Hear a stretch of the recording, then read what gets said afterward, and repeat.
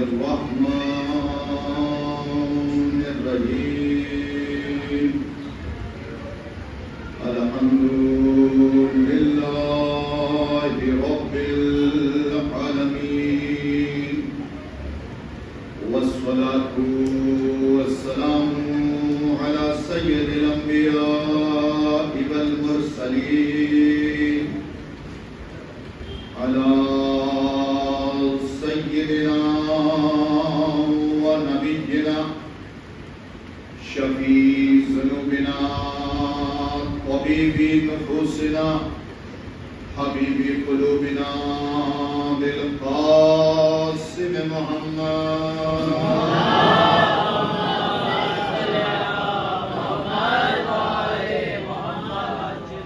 وآله الطيبين الطاهرين المعصومين المظلومين ولعنة الله على أعدائهم أجمعين غاصبي حقوقهم منكري فضائلهم ومناقبهم وعطشهم وولايتهم وأسرارهم أما بعد فقد قال الله تبارك وتعالى في كتابه الكريم بسم الله الرحمن الرحيم الذين ينفقون في السراء والضراء والكاظمين الغيظ صلوات اللهم صل على محمد وآل محمد.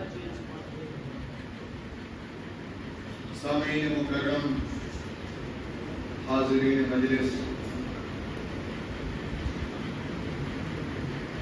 اجازت ہو تو لب کھولوں، عقل و خرد کے میزان میں تاریخ و احادیث کے گوہر کھولوں، مودت بھری سماعت کو عقیدت کے دھاگے میں پرو دوں، منتشر ذہنوں میں مناقب کے رس کھولوں، تب جا کے اپنے اور آپ کے ساتویں مولا کی شان میں کچھ بولو۔ آپ حضرات تھوڑا تھوڑا اور آگے سمٹ آئیں، صلوات بھیجتے ہوئے آگے۔ اللهم صل على محمد وآل محمد. سامعین، کوشش میری یہ ہوگی کہ آج کی گفتگو کا ہر جملہ، ہر لفظ اور ہر حرف ساتویں امام کی نالین پاک سے مس شدہ ذرے پہ تیمم کرتا ہوا قبلہ عشق کی طرف سفر کرتا ہے، اور اس شاخ امام موسی کاظم ان تمام الفاظ سے مستفیض ہوتے ہیں۔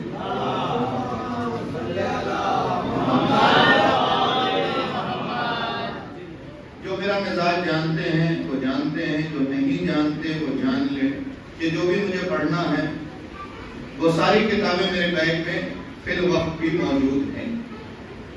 میں نے اہل بیت کے قصیدے کی کتاب قرآن مجید سے ایک قصیدہ نکالا ہے جس کا نام ہے سورہ آل عمران۔ صاحب بولیے کہ میرے ساتھ، میرے لال بعد میں اسے ریکارڈ کر لینا، یہ چینل ہے، میرے بچے غور سے سن لو کیونکہ ہم تمہیں ہی سنانے آتے ہیں۔ جو بزرگان ہیں انہوں نے تو اپنی زندگی جی لی، اب تمہاری باری ہے، یہی چراغ جلیں گے تو روشنی ہے۔ سلامت رہو، برا نہ ماننا میرے بچے۔ میں نے اہل بیت کے قصیدے کی کتاب قرآن مجید سے قصیدہ نکالا ہے جس کا عنوان ہے آل عمران۔ ممکن ہے میرے جانے کے بعد کوئی میرے میزبان سے پوچھے کہ آپ نے اہل بیت کے قصیدے کی کتاب قرآن کو بتا دیا، تو یہ میں نے نہیں بتایا ہے، علامہ مجلسی کے داماد نعمت اللہ جزائری نے فرمایا کہ پورا قرآن اہل بیت کا قصیدہ ہے۔ اب اگر آپ متوجہ ہیں تو سن لیجئے گا. اہل بیت کا قصیدہ ہے، وہ کہتے ہیں کسی قصیدے کا نام آل عمران ہے، کسی قصیدے کا نام سورہ محمد ہے، کسی قصیدے کا نام سورہ عنکبوت ہے، کسی قصیدے کا نام سورہ انعام ہے، کسی قصیدے کا نام سورہ فجر ہے، کسی قصیدے کا نام سورہ والشمس ہے، کسی قصیدے کا نام سورہ دہر ہے، کسی قصیدے کا نام سورہ واقعہ ہے، کسی قصیدے کا نام سورہ یاسین ہے، کسی قصیدے کا نام سورہ رحمان ہے، کسی قصیدے کا نام سورہ انسان ہے، کسی قصیدے کا نام سورہ نبع عظیم ہے، کسی قصیدے کا نام سورہ ناس ہے، کسی قصیدے کا نام سورہ فلق ہے، کسی قصیدے کا نام سورہ کافرون ہے، کسی قصیدے کا نام سورہ مومنون ہے، کسی قصیدے کا نام سورہ منافقون ہے.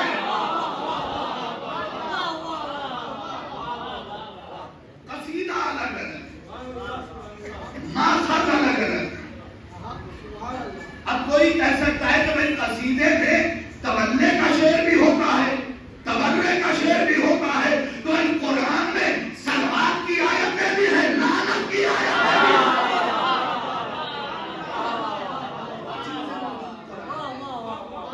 اہل بیت کے قصیدے کی کتاب کے ساتویں امام مد نظر رکھیے گا، پھر گفتگو سنیے گا.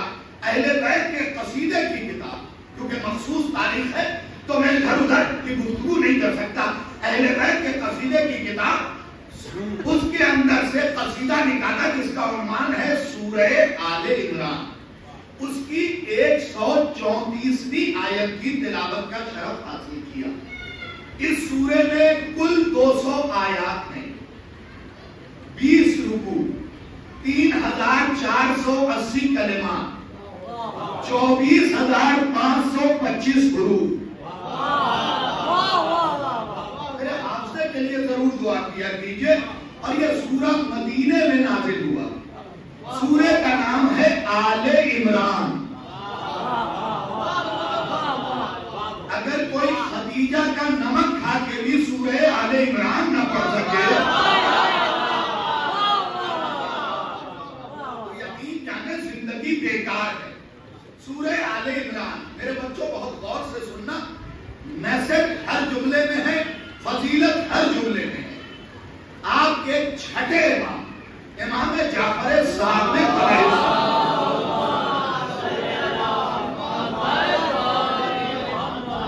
بہت غور سے سننا، فرماتے ہیں کہ جو سورہ آل عمران کی تلاوت کرے گا میدان محشر میں یہ سورہ اس کے سر پہ سایہ کرے گا.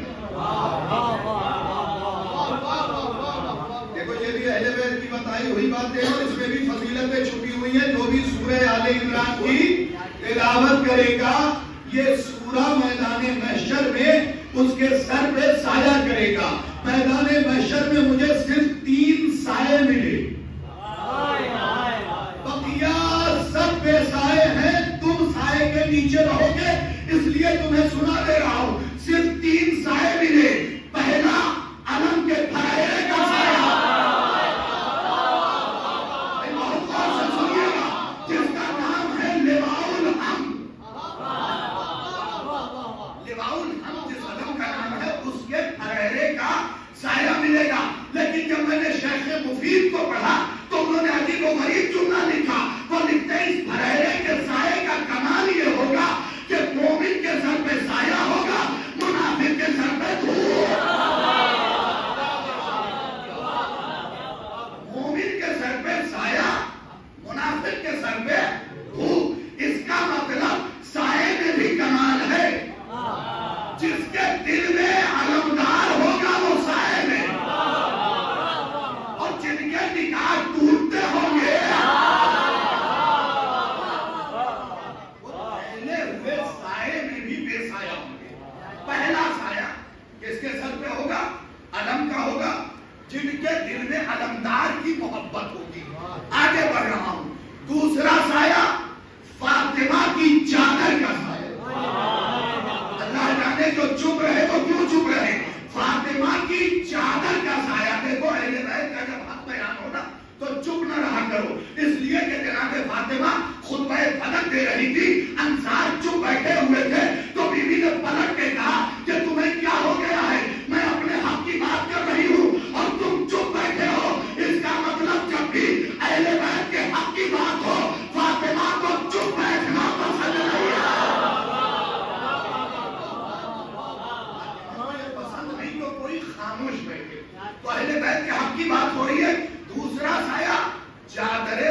گدا کا سایہ. یہ سایہ کیسا ہے؟ حدیث کے ساتھ پڑھو. چادر لاؤ، چادر لاؤ، اس چادر میں پنجتن آئے. تو جس چادر نے پنجتن کو سایہ دیا وہی چادر میدان محشر میں تمہیں سایہ دے گا. اب اپنی طرف سے پڑھوں تو مجرم ہوں. محمد طیب کیلانی سنی ہو کے لکھتا ہے کہ یہ چادر بھی سب کو سایہ نہیں دے گا، جسے پنجتن کا نمک اچھا لگے گا.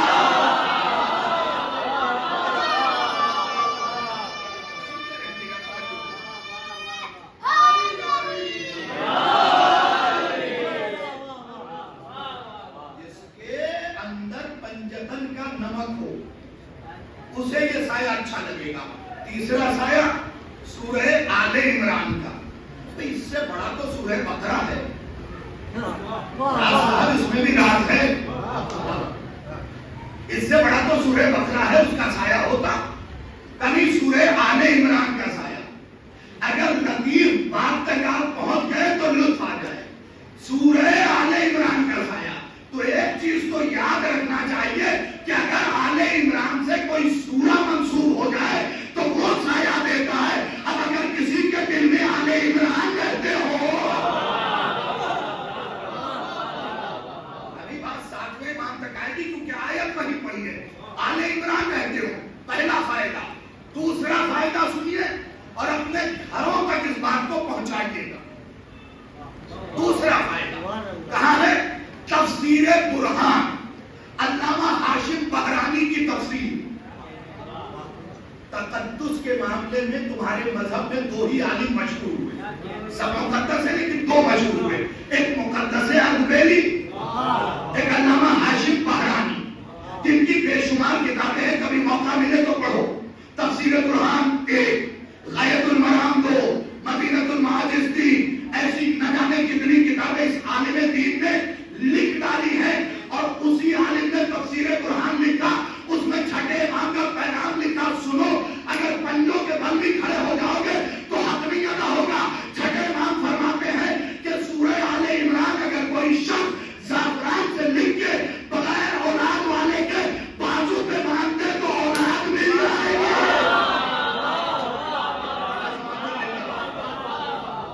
سنیے گا، مجلس اسی چیز کا نام ہے کہ آپ فضیلت کے ساتھ ساتھ مسائل کا حل بھی لے کے اٹھتے.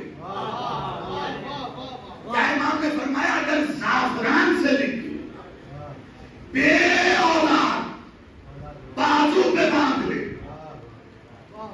یا گلے میں لٹکا لے تو اولاد، بولو میرے ساتھ، ہو جائے گی. تو اتنے تعجب سے کیوں سن رہے ہو؟ میاں اگر سورہ آل عمران حل نہ دے تو کون دے گا؟ آل عمران کس سے منسوب ہے؟ آل عمران سے. تو یہی آل کے ذمہ دار بھی ہے. تیسرا فائدہ آل عمران کا کیا ہے؟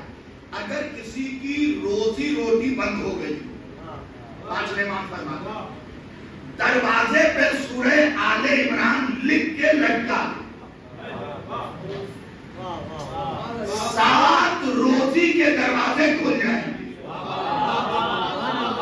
دیکھ رہے ہیں میرے میزبان، میرے مجمع نے کتنی سنجیدگی سے اس بات کو سنا ہے. خدا کی قسم اگر کسی بابا نے ٹرین پہ لکھوا دیا تمہاری کتیاں میں آؤ تمہاری بند روزی کھل جائے گی، تو بغیر چپل کے 70 دن جاتے پھر بھی دروازہ نہ کھلتا. پھر پہلے سنت کا حوالہ دوں گا. کیا لکھا ہے امام نے کہ سورہ آل عمران دروازے پہ لکھ کے لگا لو، رزق کے 7 دروازے کھل جائیں گے. اب کسی نے اہل سنت عالم سے پوچھا کہ رزق کے دروازے آل عمران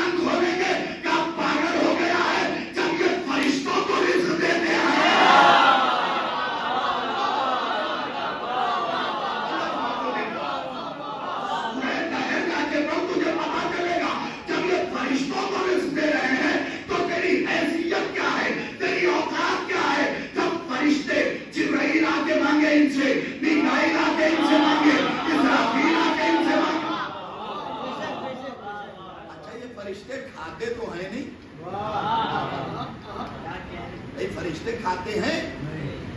پھر درے سیدہ پہ روٹی لینے کیوں آئے؟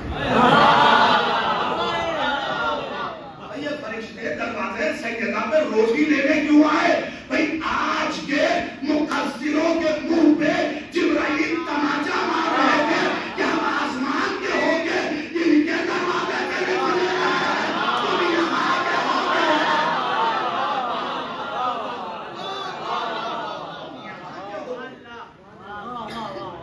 ڈائریکٹ جانا چاہتے ہو تو سورہ آل عمران پہلے رزق کا دروازہ کھولے، اولاد دے، اور فائدے بتاؤں 14 فائدے ہیں آل عمران، نہ 13 نہ 15، 14 فائدے ہیں سورہ آل عمران۔ تو نوجوانوں تمہارے لیے بھی ایک تحفہ ہے، تمہارے 5ویں امام فرماتے ہیں کہ اگر آب نیسا سے لکھ کے سورہ آل عمران کو پڑھنے والا کوئی طالب علم بازو پہ باندھ لے تو اس کے دماغ میں بھولنے کی بیماری نہیں آئے گی۔ سنیے، تبھی تو میں فضیلت تک آؤں گا، کیونکہ باتیں ہماری جو ہوتی ہیں وہ ذرا معتبر اور کتابوں سے ہوتی ہے۔ میں آپ کی خدمت میں عرض کروں کہ اگر کوئی طالب علم آب نیسا سے لکھ کے بازو پہ باندھ لے تو بھولنے کی بیماری نہیں ہوگی، ارشدیت سننا اس فطرے کو بھولنے کی بیماری نہیں ہوگی۔ تو پھر یہی تو نہیں بیٹھے رہو گے؟ اگر کوئی شخص سورہ آل عمران بازو پہ باندھ لے تو اس کے دماغ میں کوئی بیماری نہیں آتی، تو جس محمد کے دل پہ قرآن اترا ہو، اگر کوئی اسے یہ کہے کہ اس کے دماغ میں خلل آیا ہے تو سمجھ لینا خاندانی پاگل ہے۔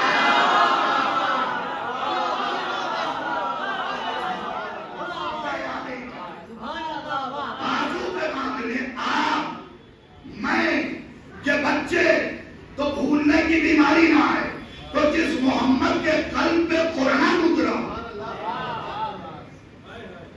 فضیلت آپ نے سن لی، 3-4 میں نے آپ کی خدمت میں ضمناً بتائی تاکہ جب سورہ آل عمران پڑھے تو لطف آئے، ایک نشہ کاری ہو، اس لیے کہ اللہ نے قرآن سب کے لیے نہیں بھیجا، سب کے لیے قرآن آیا ہی نہیں ہے۔ قرآن سب کی ہدایت کرے گا لیکن سب کے لیے نہیں آیا ہے۔ قرآن اس کے لیے آیا ہے جو قرآن کو دل میں رکھے، اس کے لیے نہیں آیا تو نیزے پہ اٹھا لے۔ یہی چیز آج کل ہم یہ سمجھتے ہیں کہ ہر قاری محترم جس کے ہاتھ میں بھی قرآن ہے سمجھتے بڑا محترم آدمی، اگر کوئی مسجد میں آدھا گھنٹہ پہلے آ جاتا سمجھتے ہاں بڑا معتبر مومن ہے، ویکتی وشیش کوئی نہ، ویکتی وشیش کوئی نہ لے، کیونکہ میں زیادہ آتا نہیں، معلوم بھی نہیں کہ کون آتا ہے، کوئی نہیں آتا، لیکن میں آپ کو بتا رہا ہوں کچھ لوگ یہ سوچتے ہیں کہ جو مسجد میں پڑھا رہے وہی مومن ہے۔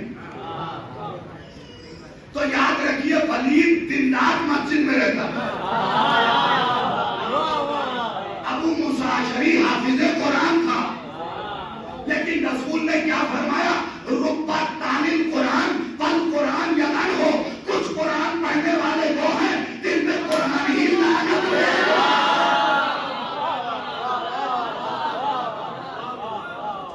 پڑھنے والے وہ ہیں جن پہ قرآن ہی لعنت بھیج رہا ہے۔ اب کیسے لوگ ہیں؟ یہ کھلا صفین کے میدان میں جب کچھ بدبختوں نے نیزے پہ قرآن اٹھایا تو کچھ جاہل قرآن دیکھ کے اپنی تلوار نیام میں ڈال بیٹھے۔ دیکھیے دھوکے سے بچیے میری سرکار، اس لیے کہ ہر چمکنے والی چیز سونا نہیں ہے۔ ضروری نہیں کہ شیروانی میں بیٹھا ہوا ہر شخص عالم ہی ہو، کیا ہوگا؟ ضروری نہیں کہ ماتھے پہ نشان والا ہر آدمی سجاد ہو،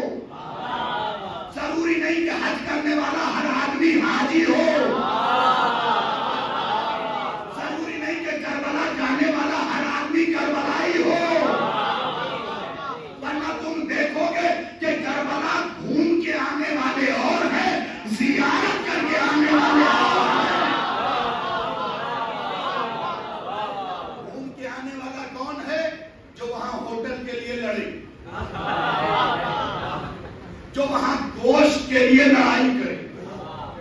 یہ بتائیے 3 دن ہو گئے ہم نے گوشت ہی نہیں کھایا. یہ بندہ زیارت کرنے نہیں گیا, گھومنے گیا. ویسے ہی کچھ لوگ زیارت کروانے والے ہیں, کچھ گھمانے والے. ٹور آپریٹر پہ بھی تو بات ہونی چاہیے نا بھائی.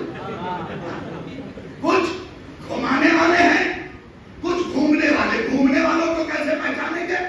کربلا گئے, روم کے لیے لڑے, بڑا روم نہیں دیا, کھانے کے لیے لڑائی کی. اب گھمانے والے کون ہیں؟ جو اپنے پرچے میں لکھتے ہیں کہ مارچ میں VIP ٹور جائے گا. مجھے وہ بندہ بتاؤ جو کربلا کی دھرتی پہ VIP ہو.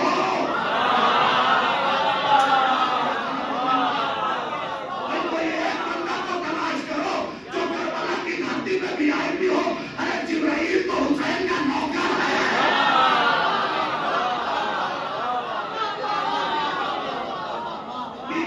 تو خادم ہے, اور آپ VIP بن کے جا رہے ہیں.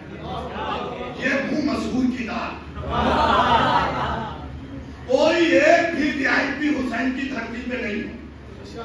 آدم تو خود کو خادم کہتے ہیں, نوح تو خود کو خدمت گزار کہتے ہیں, اور آپ VIP بن کے جا رہے ہیں. آپ کے جوتے کربلا میں نہیں اتر رہے ہیں. بڑے قابل, کبھی کبھی لفظوں پہ غور کیا نہیں, میں نے قابل نہیں کہا, بڑے قابل. جوتے نہیں اتریں گے پیر سے.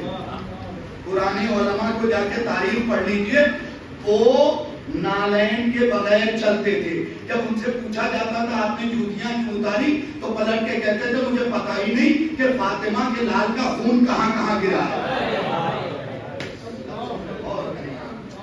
لیکن آپ سب سے مہنگے جوتے خریدیں گے, پھر اسے پہن کے کربلا جائیں گے. کتنے مہنگے جوتے تم نے خریدے؟ ایڈیڈاس کے, موچی کے, نائکی کے. اس سے اور اوپر خرید لو گے تو 1 لاکھ کے ہوں گے, 5 لاکھ کے ہوں گے. ہو سکتا ہے بیکھم تمہیں اپنا شوز دے دے, رومانڈو دے دے. اس سے اوپر تو نہیں جاؤ گے. اگر یہ بہت قیمتی ہے تو اپنے ساتھ قبر میں لے جاؤ.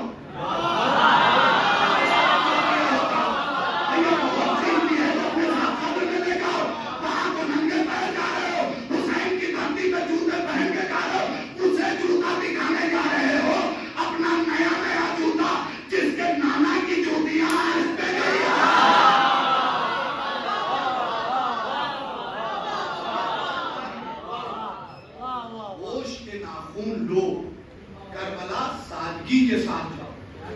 جان بوجھ کے میں نے 2 جملے چھیڑے تھے, کیونکہ الحمدللہ نوجوان کربلا جا رہے ہیں. خوب جاؤ, لیکن وہاں جا کے کربلائی نہ بنو. یہاں سے کربلائی مزاج لے کے جاؤ. وہاں ہوٹل نہ دیکھو, وہاں کپڑے نہ دیکھو, وہاں یہ نہ دیکھو داڑھی کیسی ہے. اس لیے کہ میں نے خود واقعہ پڑھا ہے حضرت حبیب ابن مظاہر کا. 2 بادشاہ لڑتے ہوئے پہنچ گئے کہ شہید زندہ ہوتا ہے کہ مردہ. تو کہا چلو حسین کی قبر کھود کے دیکھ لیتے. کہا حسین کی قبر کھودو گے تو قیامت آ جائے گی. حسین کا ایک دوست ہے حبیب, اس کی قبر کھودتے ہیں. اب جو قبر کھودی دیکھا تازی بنی ہوئی داڑھی. خدا کے لیے توجہ کیا ہوگا, تازی بنی ہوئی داڑھی. مطلب نہیں سمجھے, شہید نیچے بھی ہے تو زندہ ہے. جیسے ہی انہوں نے کلام کیا دونوں نے آپس میں, ارے یہ تو تازی تراشی ہوئی داڑھی, ہاتھ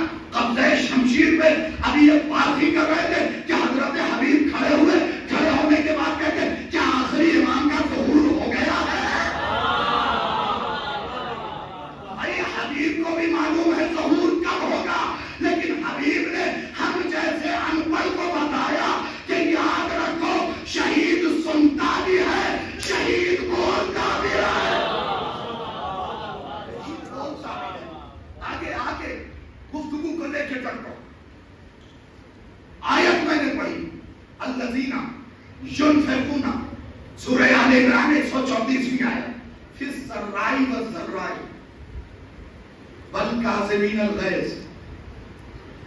حضرت کاظم لقب ہے میرے مولا کا، ہے نا، یہ یاد رکھیے گا. اللہ فرماتا ہے، کیا آیت ہے خدا کی قسم، میں دوست رکھتا ہوں. میں اپنے دوستی کی بات نہیں کر رہا ہوں، بزرگان سنیے گا، راز قمری صاحب، میں اپنے دوستی کی بات نہیں کر رہا ہوں. 2 اسٹار کسی کو دوست کہہ دے تو وہ گونڈی میں کالر کے بٹن بند نہیں کرتا. اور اللہ کہہ رہا ہے میں دوست رکھتا ہوں. کسے دوست رکھتا ہے معبود؟ کیا جو خوشحالی میں بھی خرچ کرتے ہیں اور غم میں بھی خرچ کرتے ہیں. ہو سکتا ہے لوگ تاریخ کو کہتے ضعیف ہے، حدیث کو کہتے ضعیف ہے، لیکن آیتوں کو تو کوئی نہیں کہہ سکتا. اللہ کہہ رہا ہے میں ان لوگوں کو دوست رکھتا ہوں جو خوشی میں بھی خرچ کرتے ہیں اور غمی میں بھی خرچ کرتے ہیں. پوری کائنات میں ایک قوم تلاش کر کے دکھاؤ جو خوشی میں بھی خرچ کرے.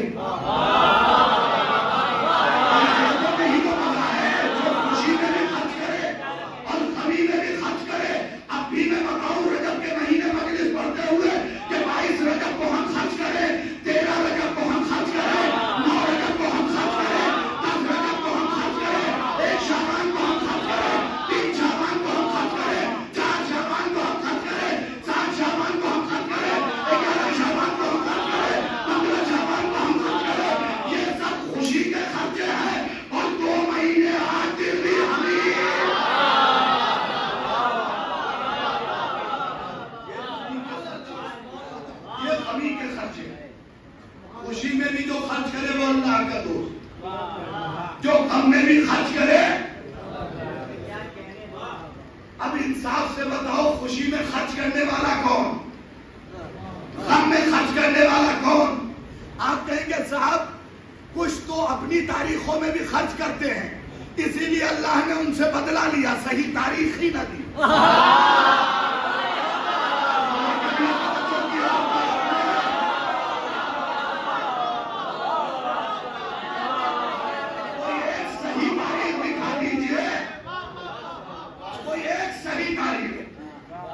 صحیح میں بھی آپ کو صحیح تاریخ نہ ملے گی،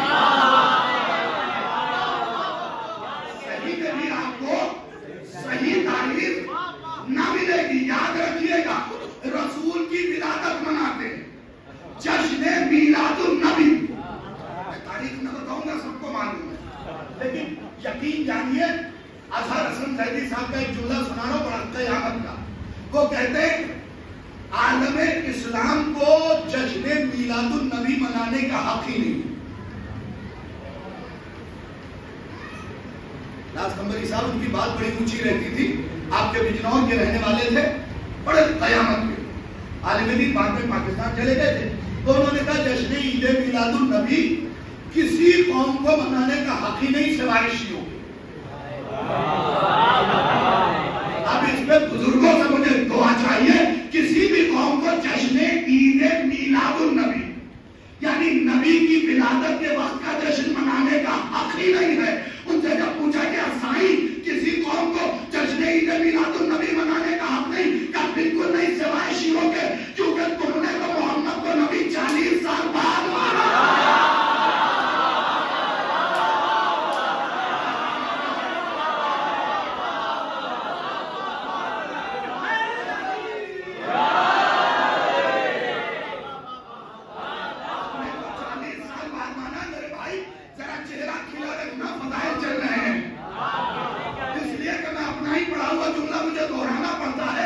یاد رکھو جس بندے کا بھی نام میزم ہے اور علی کے فضائل پہ یوں رکھا ہے بیٹھا ہے، نام بدل لے.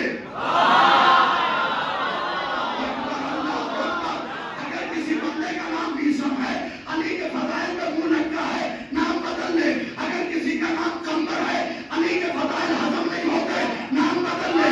اگر کسی کا نام سلمان ہے اور علی علی نہیں کرتا، نام بدل لے. اگر کسی کا نام ابو ذر ہے، سچ نہیں بولتا، نام بدل لے.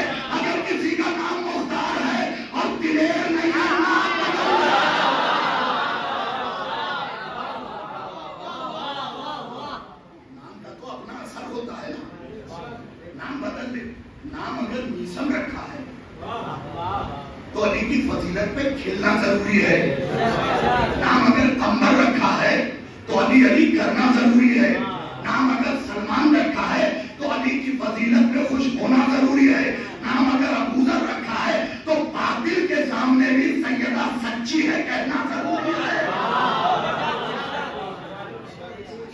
ضروری ہے. اگر نام مختار ہے اور اندر سے بزدل ہو تو بدل لو. بس اس سلسلے کا آخری جملہ سن لو. اگر کوئی شخص اندر سے بزدلی رکھتا ہے اور نام عباس ہے تو بدل لے. اگر کسی کے اندر بے وفائی پائی جاتی ہے نام عباس ہے تو بدل لے. اس لیے کہ ان ناموں کی عزت ضروری ہے. یہ نام اس میں اعظم الاعظم ہے. یہ جتنے نام ہیں نا اس میں اعظم الاعظم ہے. موسی کاظم انہیں تو باب الحوائج ہی کہا جاتا. ہاں کچھ لوگوں کا یہ بھی مغالطہ ہے. یہ مغالطہ بھی دور کر دوں کہ حضرت موسیٰ کے نام پہ ان کا نام موسیٰ رکھا گیا. جھوٹ ہے, غلط ہے, فریب. پھر دوہرا دوں, جناب موسیٰ کے نام پہ ان کا نام موسیٰ نہیں رکھا ہے. پورے میرا روڈ میں میرا نام شاہد, اس سے پہلے کوئی شاہد نہ ہو. پھر میرا دوست اپنے بیٹے کا نام شاہد رکھے تو پہلا کون ہوا؟ میں نام. تو اگر نبی موسیٰ پہلے ہیں پہلے کہا گیا انہوں نے سلام کا نام. اگر نبی موسیٰ پہلے ہیں تو ساتویں امام کا نام بعد میں ہوا, چھٹے امام نے بعد میں رکھا. لیکن موسیٰ ابھی بنے بھی نہیں تھے.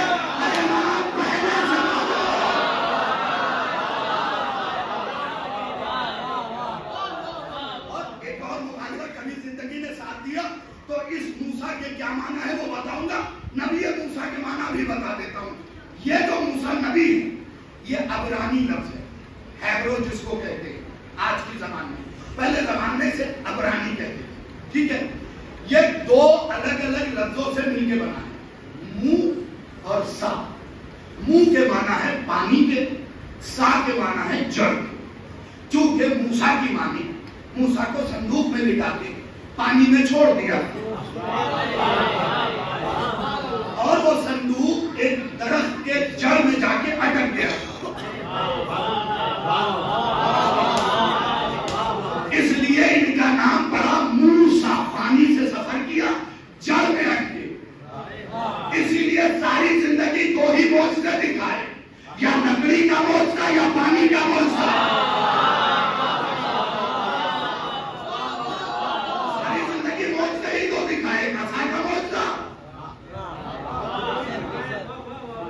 دونوں موسیٰ کی صفت قرآن میں پڑھ لو نا.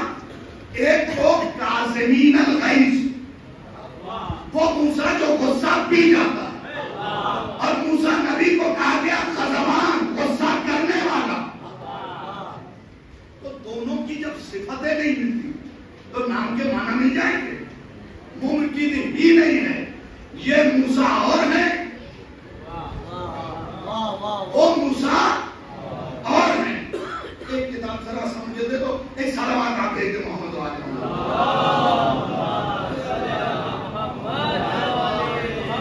میں تو فتن کچھ کتابیں رکھ کے لے آیا تھا. اس میں سے چونکہ آپ نے سرکار موسیٰ کا ابتدائی مرحلہ خوبصورت سنا, لہذا میں چاہتا ہوں کہ ایک تحفہ بھی آپ کو پیش کر دوں آپ کی خدمت میں. یہ کتاب ہے سوال عوام کے, جواب امام کے. میرے بھائی بڑی محنت لگتی ہے ان کتابوں کو منگانے میں, پھر پڑھنے میں. سوال عوام کے,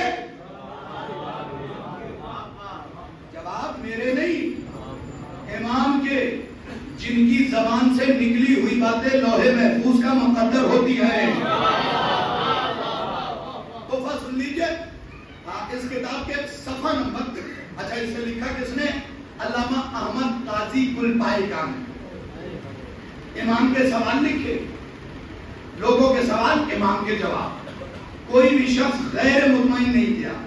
اس کے صفحہ نمبر 287, صدر نمبر 8 پہ قبلہ رخ ہو کے کتاب کھولیں گے تو روایت بائیں طرف.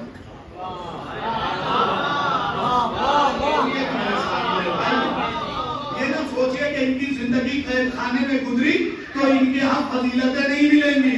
ارے بھائی جب ان کے گھرانے کے جوتوں کے فضائل ہیں پوتوں کے نہ ہوں گے. ان کے گھرانے میں جو جانور پلے ان کے فضائل. تو پھر یہ تو نسل بعد نسل ہے. رسول اسلام کے نسل سے ان کے فضیلت پہ کوئی کمی ہوگی. تو صفحہ نمبر 287 سطر نمبر 8 قبلہ رخ ہو کے کتاب کھولیں گے تو روایت بائیں طرف.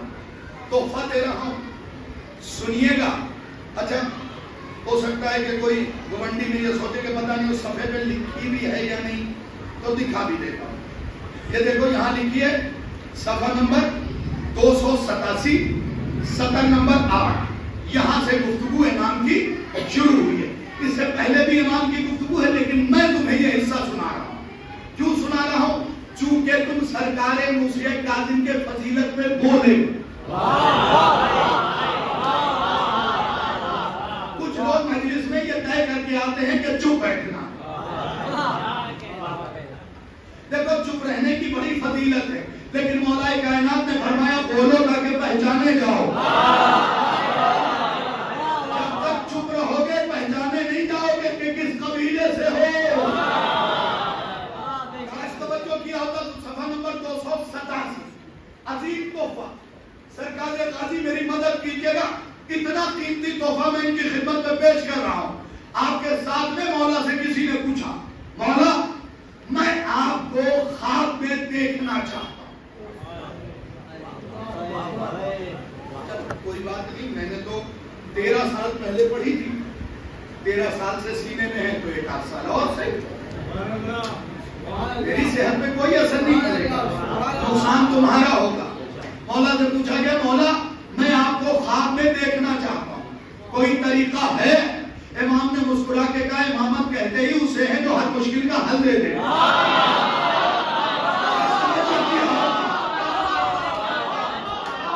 ہر مشکل کا حل بتا دے. مشکل بیان کرنے سے پہلے کہ مولا کیسے زیارت کر سکتے ہیں. امام نے مسکرا کے فرمایا سنو 3 دن روزانہ غسل دیدار امام کرو.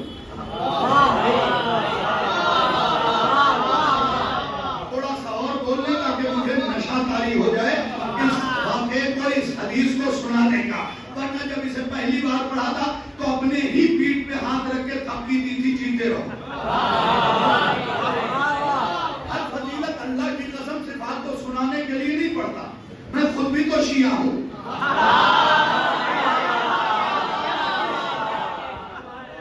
بھئی جب سلمان کو نہیں پڑھنے دیا جاتا تھا فضیلت تو کیا کیا تھا؟ اندھے کنویں میں جا کے علی کی فضیلت پڑھی تھی. تو دور وہ بھی آئے گا جب علی کی فضیلت سے روکا جائے گا. تو میں تو اس کی تیاری ابھی سے کر رہا ہوں. علی کی فضیلت بیان کرنے کے لیے ضروری نہیں کہ منبر ہو. جہاں بھی علی علی کرو گے وہی منبر ہو جائے گا.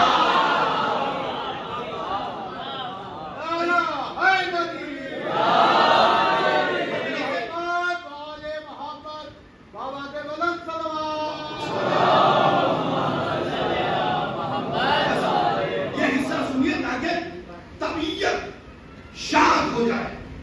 امام نے فرمایا 3 دن لگاتار غسل زیارت امام کرو. دیدار امام کے لیے غسل کرو.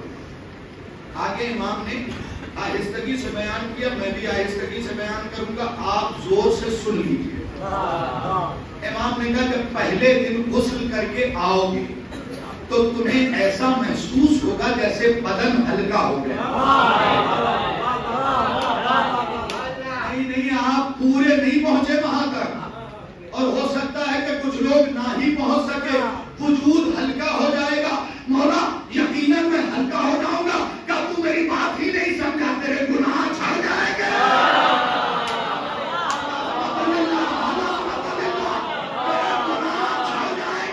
اس کا مطلب صرف امام کی زیارت کا سوچو تو گناہ چھڑ جاتے ہیں.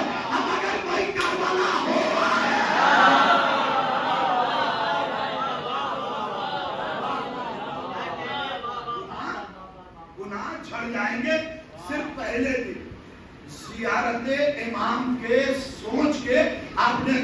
قبول کر لیا, گناہ چھڑ گئے. اب بستر پہ لیٹ جائے, سورہ الم نشرح لک صدرک کی تلاوت کریں. اس کے بڑے فائدے ہیں. ایک شخص امام کے پاس پہنچا, کہنے لگا مولا میرا بچہ ضد کرتا ہے. امام نے کہا اس کے سینے پہ جس طرف دل ہے ادھر ہاتھ رکھ کے سورہ الم نشرح کی تلاوت کریں. کہا اس کے دو فائدے ہوں گے. پہلے تیری زوجہ کا ضد جائے گا. کیا سمجھا ہے؟ پہلے تیری زوجہ کا ضد جائے گا, پھر تیرے بچے کا ضد جائے گا. بھئی سورہ ایک تھا, اثر دو. امام نے فرمایا سورہ الم نشرح کی تلاوت کر کے مجھ سے باتیں کرو. کس سے؟ امام سے. ہمارا کیا ہے, ہم جاتے ہیں بارگاہوں میں ہمیشہ دعا مانگتے ہیں, مولا ہمیں یہ دے دیجئے, یہ دے دیجئے, یہ دے دیجئے, یہ دے دیجئے. فہرست گنوا دی. ابھی شعبان آنے والی ہے, 15 شعبان کو عریضہ دیکھ لیجئے گا. الٹ پلٹ سائڈ وائڈ سب میں لکھ دیتے ہیں.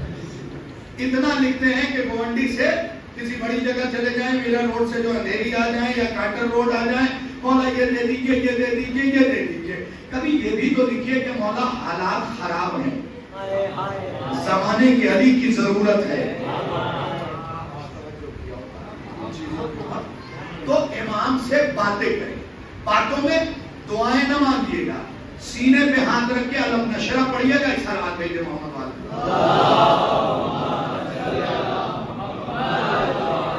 سورہ الم نشرح کی تلاوت کیجیے گا. نواز بھیا میں انہیں بتا رہا تھا ایک تحفہ, چونکہ انہوں نے سرکار موسیقی اکادمی کی فضیلت عمدہ طریقے سے سنی تھی, تو میں تحفہ یہ بتا رہا تھا کہ سوال عوام کے جواب امام. صفحہ نمبر 287, سطر نمبر 8, قبلہ رخ ہو کے کھولیں گے تو یہ روایت بائیں طرف احمد قاضی گلپائگانی کی کتاب ہے, ایران ہی سے چھپی ہے. وہاں سے میں پڑھنے لگا ہوں. امام نے فرمایا جسے بھی ہماری زیارت خواب میں کرنی ہو, 3 دن دیدار امام کے لیے غسل کریں.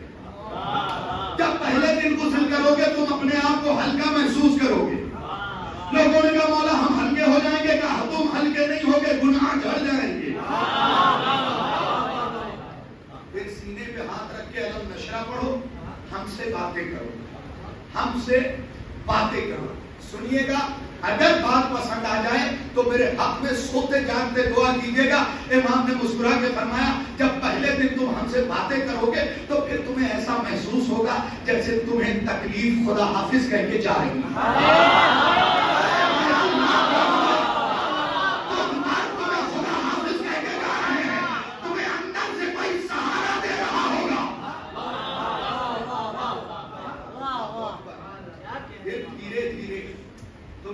محسوس ہوگا کہ سکون نے تمہارے تکیے کا روپ اختیار کر دیا ہے. متوجہ رہیں, سکون نے تمہارے تکیے کا روپ دھارن کر لیا ہے, اختیار کر لیا ہے, اور تمہیں ہم سے بات کرتے کرتے نیند آ جائے. دیکھو اس نیند میں ہی جاگنا ہے میرے بھائی, اس لیے کہ یوں بھی مردوں پہ سونا حرام ہے.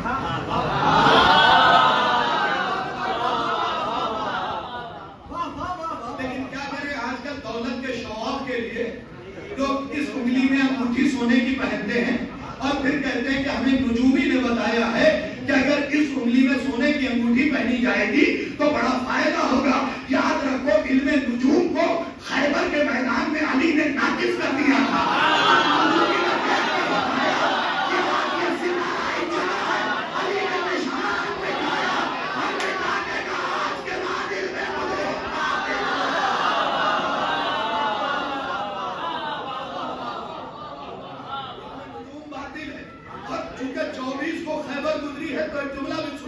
تم نے بچپن سے یہ جملہ سنا کہ مرحب کی ماں نے مرحب سے کہا تھا سب سے لڑنا حیدر سے نہیں لڑنا.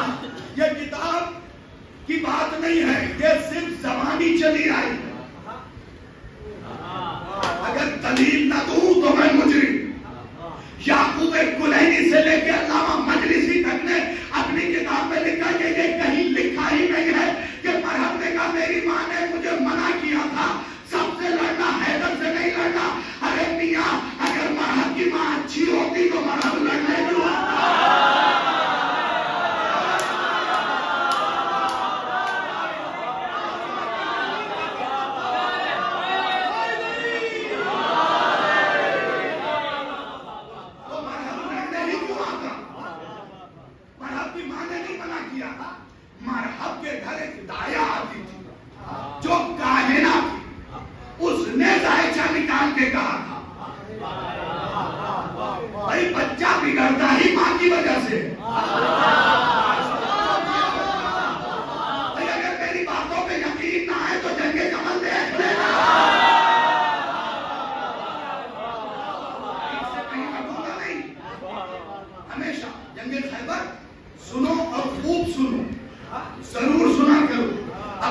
خطیبوں سے کہو کہ 24 جنگ خیبر سنائے، 25 موسیٰ کاظم سنائے، 26 حضرت ابو طالب سنائے، 27 معراج سنائے،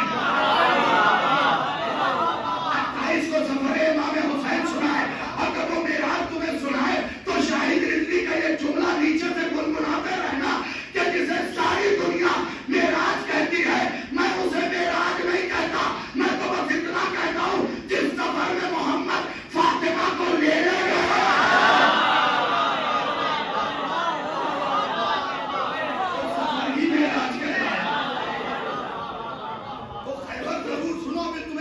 مکمل خیبر نہیں سنائی دے۔ میں نے تقریباً اپنی زندگی میں 300 پیج خیبر میں پڑھے، تو 300 پیج کے کم سے کم 3-4 اشرے تو بنتے ہیں۔ خیبر کسی چھوٹی جنگ کا نام نہیں ہے، چپکے سے سنا رہا ہوں، زور سے سن لینا، میری عادت ہے کبھی کبھی مائک سے ہٹ کے بھی پڑھتا ہوں۔ یہ وہی جنگ ہے جس میں مسلمانوں کی ممی نے کہا تھا علی کے تلوار کے صدقے میں پیٹ بھر کے کھجور کھانا نصیب ہوا۔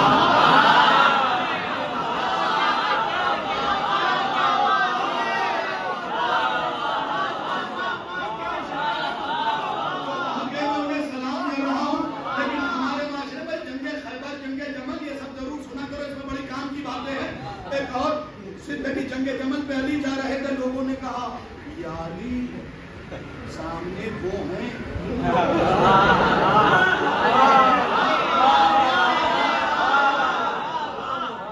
ہو سکتا ہے میری بات کسی کو بری نہیں لگے، تو بھائی خدیجہ کے بیٹے نقلی امی کو تو امی نہیں۔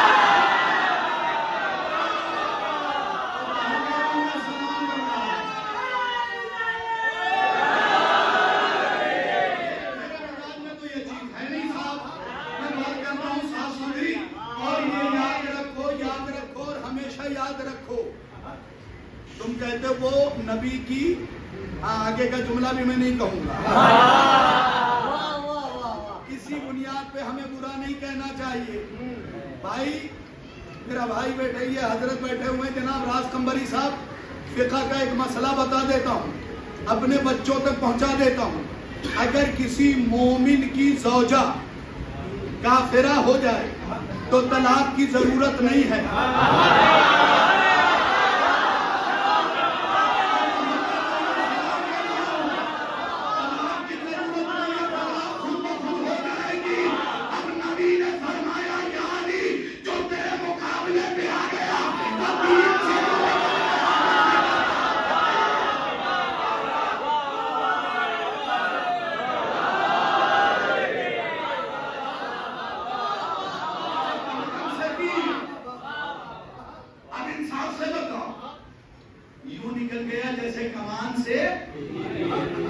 اس نے فرمایا نبی ہے، وہ نبی جس کے زبان پہ وما ينطق عن الهوى ان هو الا وحی یوحی کا پہرا ہے، نبی نے فرمایا وہ کمان سے یوں نکل گیا جیسے تیر،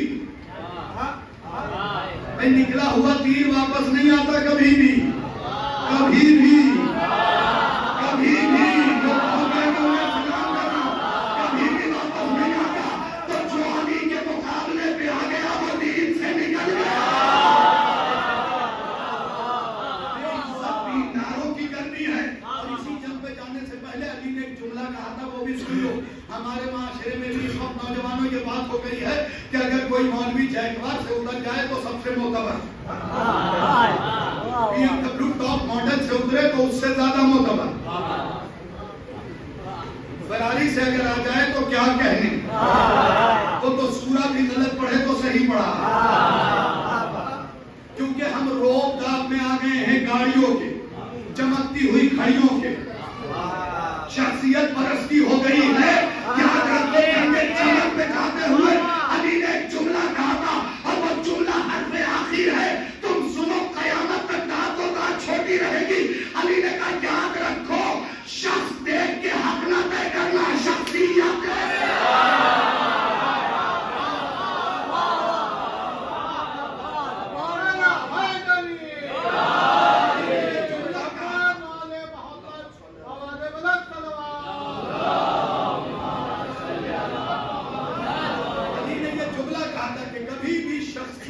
بیٹھ کے حق نہ طے کرنا، حق دیکھنا پھر شخصیت ہے۔ ممکن ہے کہ ایک شخص کے ساتھ لاہور لشکر ہو اور علی دل میں نہ ہو، وہ کوڑی کا ہے وہ آدمی۔ اسی لیے حضرت محمد عربی نے حضرت عمار یاسر سے کہا تھا، عمار اگر کسی راستے پہ پوری کائنات کی بھیڑ ہو اور علی کسی راستے پہ اکیلا کھڑا ہے،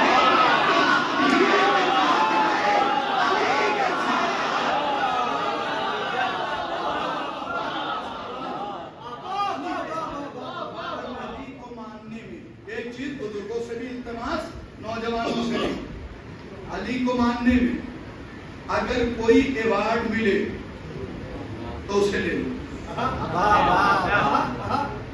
کوئی بھی ہو۔ بھئی ابن زیاد نے مختار کو ایوارڈ دیا، دعوات پھینک کے مارا اور مارنے کے بعد ہنسا، ہنسنے کے بعد کہتا ہے حضرت مختار کو یا کافر یا زندیق، اے کافر اے زندیق۔ تو جتنی تیز ابن زیاد ہنسا تھا اس سے دگنی تیزی کے ساتھ کہا لگا کے مختار ہنسے اور ہنسنے کے بعد جملہ کہا، اور ابن زیاد آج علی کے عشق کا مزہ آیا ہے جب خاندانی کافر نے مجھے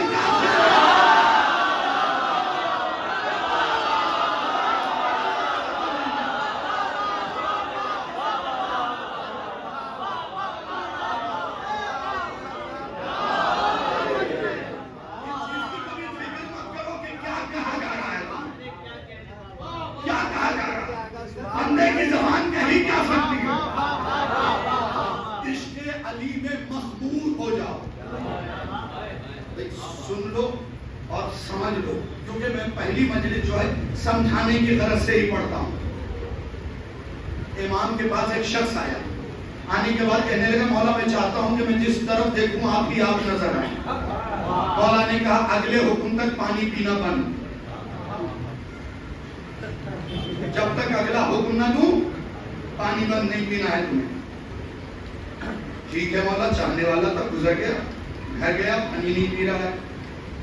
دن رات، اگلا دن، اگلی رات، اب پیاس کا غلبہ صبح سے آنکھوں کے سامنے اندھیرا چھانے لگا۔ دوڑا ہوا مولا کے پاس آیا، مولا آپ نے پانی کے لیے منع کیا تھا، میں نے نہیں پیا۔ کہا آپ کیسا محسوس کر رہے ہو؟ کہا مولا پیاس اتنا غالب آ گئی ہے، دیوار دیکھتا ہوں تو پانی، زمین دیکھتا ہوں تو پانی، آسمان دیکھتا ہوں تو پانی، زمین دیکھتا ہوں تو پانی، جنگلات دیکھتا ہوں تو پانی۔ کہ یہ پانی کیوں دکھ رہا ہے؟ کہ چونکہ دماغ پہ چڑھ چکا ہے۔ امام نے کہا بس ہمارا عشق بھی دماغ پہ ایسے ہی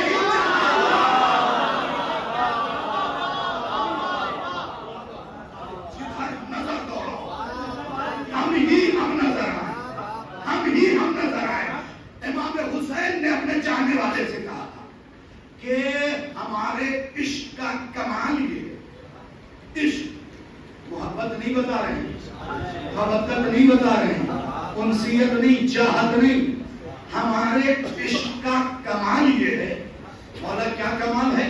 کہ ہمارے عشق کا کمال یہ ہے کہ تم ہم میں فنا ہو جاؤ۔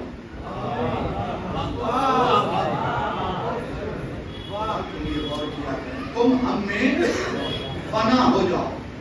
مولا فنا، اب میں آپ کو مثال دے رہا ہوں، ایک گلاس پانی میں ایک چمچ شکر ڈالیں اور اسے چلا دیں، شکر دکھائی دے گا؟ شکر نہیں ہے، دکھائی دے گا؟ پہنچ گئے، میں انہیں سلام کر رہا ہوں۔ دنیا شکر دیکھ نہیں سکتی اور انکار نہیں کر سکتی۔ امام نے کہا ہمارا عشق یہ ہے کہ ہم میں فنا ہو جاؤ، جو ہم کہیں وہی تم کہو۔ اور یہ صرف کربلا کے میدان میں یہ چیز نظر آئی ہے کہ جو حسین نے کہا وہی حبیب کہہ رہے ہیں، وہی مسلم کہہ رہے ہیں، وہی شبیر شاکری کہہ رہے ہیں، وہی جون کہہ رہے ہیں۔ حسین نے بھی کہا موت ہماری نگاہوں میں حقیر ہے، حبیب نے بھی کہا کوئی حیثیت نہیں ہے۔ سب کے سب فنا ہو گئے تھے، حسین سب نے اپنی ذات کو مٹا دیا تھا، بس سمیٹنے لگا ہوں۔ امام نے کہا پہلے دن ہلکا محسوس کرو ایسا لگے گا کہ تکلیفیں تمہیں چھوڑ کے جا رہی ہیں، سمیٹنے لگا ہوں. دوسرے دن جب غسل کرو گے نیند تمہیں اچھی آئے گی. دوسرے دن جب تم غسل کرو گے اور آنے کے بعد سینے پر ہاتھ دھر کے سورہ الم نشرہ پڑھ کے ہم سے باتیں کرو گے، آج تمہیں یہ لگے گا کہ کوئی تمہاری بات کو سرہانے بیٹھ کے سن رہا. پوری رات کا دو یا امام کا یہ جملہ سمجھ لو، بات بڑی ہے. امام نے فرمایا کہ آج تمہیں ایسا محسوس ہوگا جیسے تمہیں کوئی سن رہا، اور آج تم پہلے دن سے کچھ زیادہ بات کرو گے، کیونکہ تنہا بات کرنا اور ہے اور کوئی سننے والا ہو تو بات کرنے کا لطف الگ ہے. پھر تمہیں اور سکون کی نیند آئے گی، ایسا لگے گا کہ زندگی کے تھکن دور ہو گئی. امام نے فرمایا کہ تیسرے دن جب تم غسل کر کے لیٹو گے اور علم نشرہ پڑھ کے ہم سے باتیں کرو گے تو آج تمہیں لگے گا کہ صرف کوئی سن نہیں رہا بلکہ بیچ بیچ میں تمہیں جواب بھی دے رہا ہے.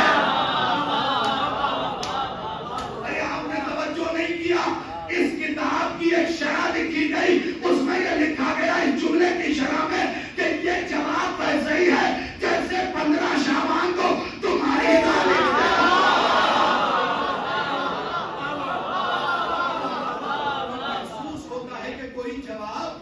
دے رہا ہے.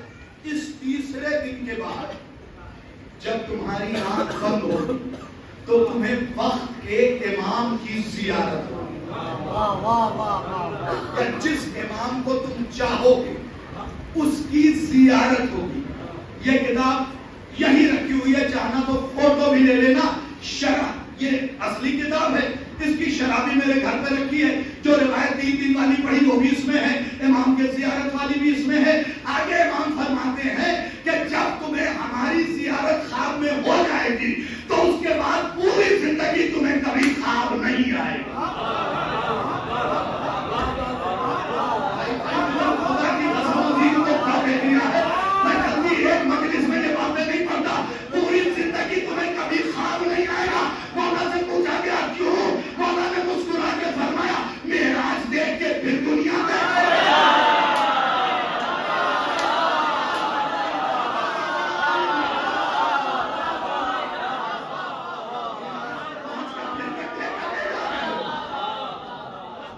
جب تم امام کو دیکھ لو پھر کائنات میں کبھی تمہیں خواب نہیں آئے گا.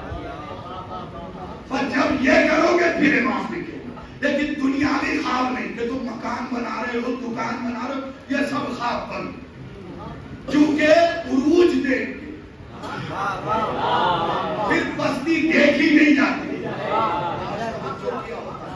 تو جب کربلا دیکھ لو پھر دنیا نہ دیکھو. میں نے بات پہنچا دی.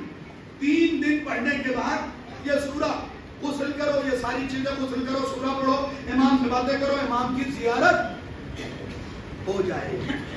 کتنا قریب ہے وہ امام جو اپنی زیارت کے لیے خود ہی نسخہ بتا رہا. بس سمجھ گئی بات. ایک فقرہ جلدی سے سن لو، میرے مولا کا ہی ہے. ایک بار واقعہ یہ پیش آیا کہ ہارون رشید مرحوم یہ مدینے گیا، اس نے رسول کو سلام کیا، اے ابن عم آپ پہ سلام. امام یوں نکل گیا ہے اور آپ نے فرمایا جد امجد آپ پہ سلام. تو اس نے چڑ کے کہا، ابن عم کہا تھا نا چچا زار. امام نے کہا جد امجد آپ پہ سلام. اس نے چڑ کے کہا ہمیشہ آپ خود کو بڑا ثابت کرنے پہ لگے رہتے ہیں. امام نے کہا ہم بڑے ہیں.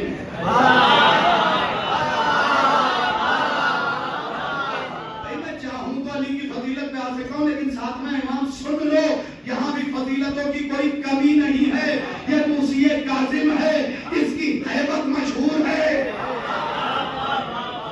انہیں قید خانے میں اس لیے نہیں رکھا گیا تھا کہ ان کے وجود کو قیدی بنایا جائے، بلکہ دشمن یہ چاہتا تھا کہ کردار محمد قید ہو جائے. لیکن دشمن یہ بھول گیا کہ سکینہ نے ابن زیاد کے دربار میں یہی تو کہا تھا کہ ابن زیاد نے کہا ہم نے تمہارے بھائی بھائی کو قیدی بنا لیا تو جناب سکینہ نے طلب کے کہا اللہ تیرا منہ توڑے، تو کیا قیدی بنائے گا؟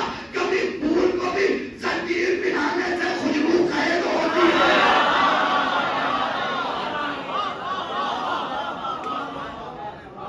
کردار قید کرنا مقصود ہے۔ تو اس نے کہا کہ آپ ہمیشہ خود کو بڑا ثابت کرنا چاہتے ہیں۔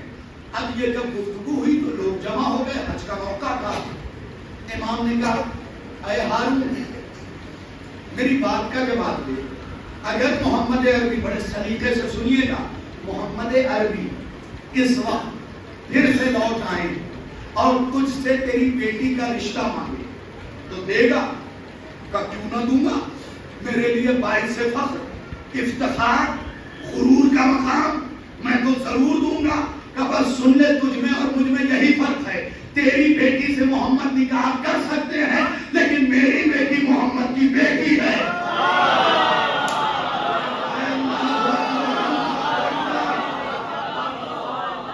سنیے کیا افتخار بیان کیا، میری بیٹی محمد کی بیٹی ہے، میری بہن محمد کی بیٹی ہے۔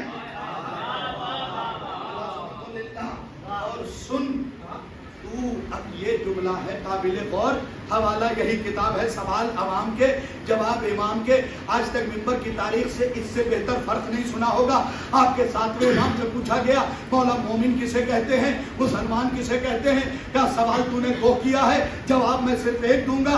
کہا جلدی سے بتائیے مولا مسلمان کسے کہتے ہیں؟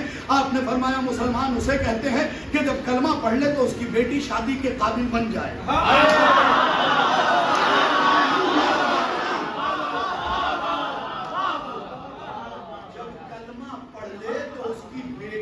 قابل ہو جائے کہ اس سے نکاح کیا جا سکے۔ بھئی فرق نہیں سمجھے، کلمہ پڑھ لے تو اس کی بیٹی مسلمان، مومن نہیں۔ امام نے بتایا الاسلام هو التسلیم، التسلیم هو التصدیق، التصدیق هو الیقین، الیقین هو الایمان۔ اسلام سے ایمان کی دوری دین کی ہے۔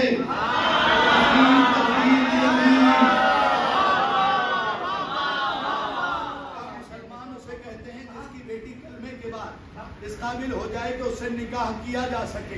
تو یہاں بھی نہیں سمجھے، مسلمان ہونے کے بعد بیٹی اس قابل بنتی ہے کہ نکاح میں لیا جا سکے، وہ اس قابل نہیں بنتا کہ بیٹی کی جا سکے۔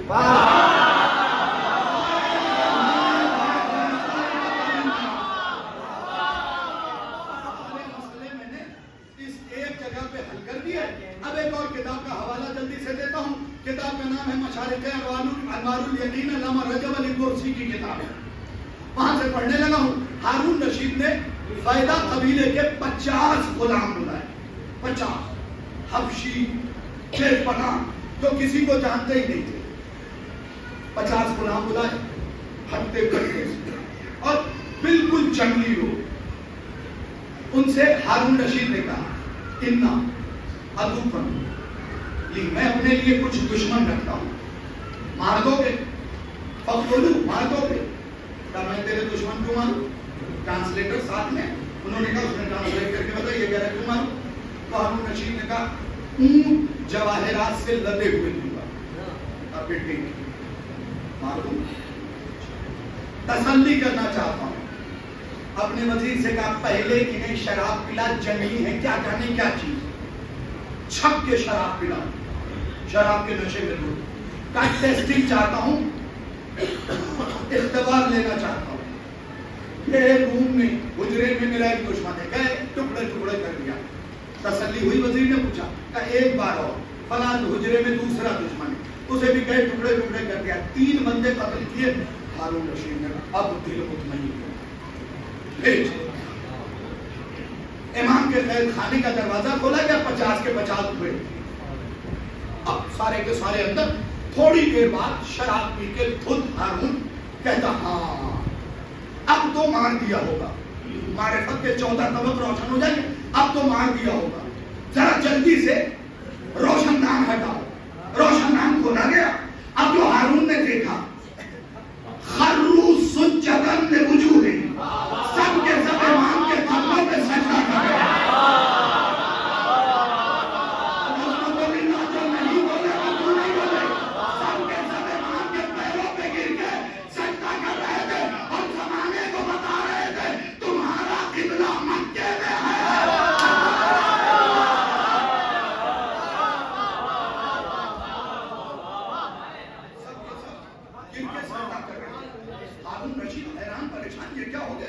یہ تو قتل کرنے گئے تھے، یہ تو طواف کر رہے ہیں، سجدہ کر رہے ہیں. اندر چلو. ہکا بکا حیران پریشان اندر گھسا. ٹرانسلیٹر سے کہتا پوچھو قتل کیوں نہیں کیا؟ ایک جملہ سننا خدا کی قسم. اچھا پیے شراب، یہ بھی تو تم سوچو گے کتاب میں لکھا ہے شراب پیے ہوئے تھے.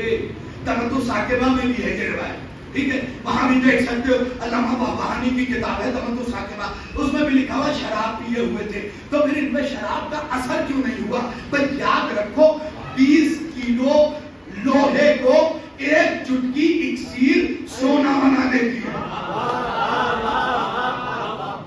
آج بھی شراب کی باٹلی نجف کے سرحد میں لے کے گھسو سرکہ بن جائے. توجہ کیا ہوگا نبی کے زمانے میں جب شراب کے حرمت کی آیت آئی، ایک کھانے والا شراب لیے جا رہا تھا، سامنے سے نبی آ رہے تھے، کہنے لگا آج تو مارا گیا، بے عزتی الگ ہوگی. اس نے جلدی سے چھپانے کے لیے شرمندگی میں بول دیا یا نبی اللہ سرکہ ہے. اب جو کھول کے دیکھا گیا تو سرکہ نکلا. اس کا مطلب حجت جب چاہے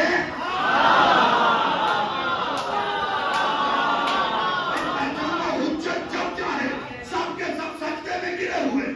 تمہیں کہا مارا کیوں نہیں؟ ہارون رشید کی طرف دیکھا، 50 کے 50 نے بلا کے ہارون رشید نے پھر وزیر سے چلا کے کہا ذرا اس ٹرانسلیٹر سے پوچھ کے بتا مارا کیوں نہیں؟ ایک مرتبہ ہارون رشید کی طرف 50 کے 50 دیکھ کے کہتے ہیں ارے ہم اپنے مالک کو مار دیں.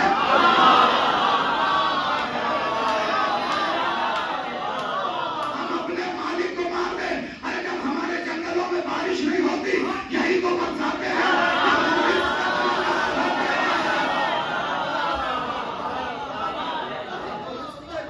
جب ہم میں کوئی بیمار ہوتا تو یہی تو شفا دیتے ہیں.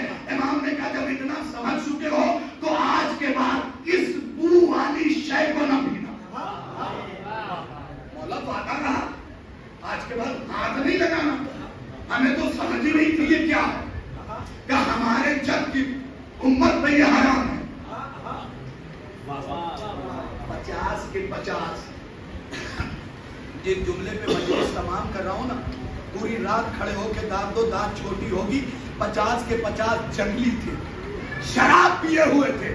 پھر انصاف سے بتاؤ کہ انہوں نے امام کو مارا کیوں نہیں؟ تو علماء کی جب میں نے کتابوں کو پڑھا تو انہوں نے کہا کہ یاد رکھو یہ امامت کو نہیں مار سکتے کیونکہ امامت کے قتل کے لیے شک حرام ہے.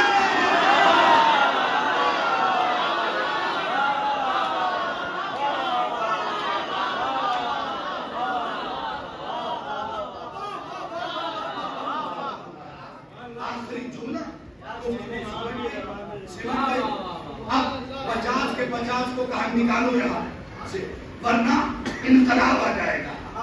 تو اب تمہیں سننا بھی ہے سمجھنا بھی ہے. کیا سننا ہے کیا سمجھنا وہ سمجھ لو. 50 کے 50 رجع القہقری، سمجھے؟ یہ میں تمہیں دکھا دیتا ہوں. یہ ہے آگے بڑھنا، ٹھیک ہے، یہ ہے پیچھے ہے. قہقری کے مطلب ہوتے ہیں کہ 50 کے 50 پیچھے ہٹے مگر چہرہ امام کی طرف پہنچے. تم چہرہ امام کی طرف تھا. ان سے اس ٹرانسلیٹر نے پوچھا، ترجمان نے پوچھا یہ تم پیٹھ کیوں نہیں پھیر رہے ہو؟ کہا قبلے کو پیٹھ دکھا دو.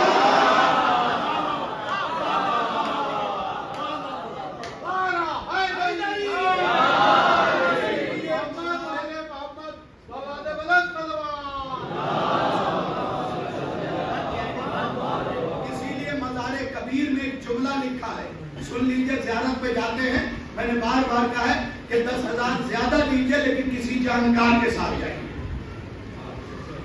گھمانے والوں کے ساتھ نہیں. مزار کبیر زیارت کی کتاب ہے، اس میں ایک جملہ لکھا ہے رجع القہقری حتی غاب الزری، تب تک پیٹھ نہ دکھانا زری کو جب تک نگاہیں زری سے اوجھل نہ ہو جائیں. رجع القہقری الٹے پیر پلٹو. اور الٹے پیر پلٹنے کے فائدے بھی ہیں. آیت اللہ کاظم تلوینی کی کتاب میں دیکھ لینا، जाफर सादिक मिनल महद इला लहद के अंदर लिखा है कि एक शख्स ने आके कहा मौला जवान हूँ लेकिन ऊंचा सुनाई देने लगा, बीमारी हो गई। इमाम ने मुस्कुरा के कहा 40 कदम रोज उल्टा चलो। अदब का अदब है, ज़ियारत की ज़ियारत। कभी भी अहले बैत के अदब में कमी ना आए। आजकल कुछ नाबालिग बच्चियां भी मिंबर पे बैठ के ये कहती हैं कोई बात नहीं है अगर हालात में आप मजलिस में आ जा रहे हैं तो। आपने देखा होगा वीडियो, अगर मखसूस हालात में मजलिस में आ जा रहे हैं तो कोई हर्ज नहीं है। इमाम की इज्जत सबसे बड़ी चीज है। हवाला दे रहा हूं, 1000 साल से ज्यादा पुरानी किताब है, मनाकिब अल मनाकिब किताब का नाम है। मनाकिब इब्न शहर आशोक के नाम से भी मशहूर है।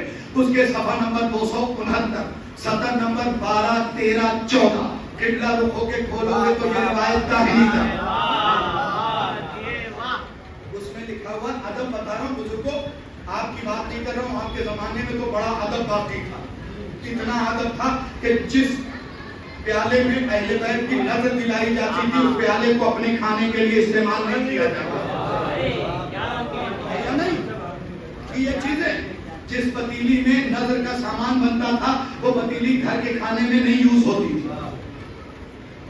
आजकल की ज्यादा पढ़ी लिखी काबिला फाजिला आलिमा अदब एहतराम सब कुल एहतराम सुनो, मैं तुम्हें बता रहा हूँ। सफा नंबर 269, सतर नंबर 12, 13, 14 किबला रुखों की किताब खोलोगे तो रिवायत दाहिनी तरफ।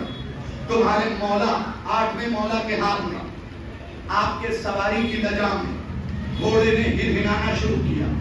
इमाम ने लगाम छोड़ दी। चाहने वालों ने कहा मौला क्यों छोड़ा? कहा जिसने हिरहिराया है उसी से पूछना। थोड़ी देर बाद जंगल से वापस लौटा, सारे सहाबी हाथ जोड़े खड़े थे। घोड़े से कहा भाई तू गया क्यों था? इमाम ने कहा इन्हें अरबी में जवाब दे। घोड़े ने जवाब दिया मुझे रफ़े हाजत लगी थी, मैं जंगलों में गया था। सारे सहाबी ने कहा यहाँ क्यों नहीं कर लिया? घोड़े ने जवाब दिया जानवर हूँ लेकिन इमाम की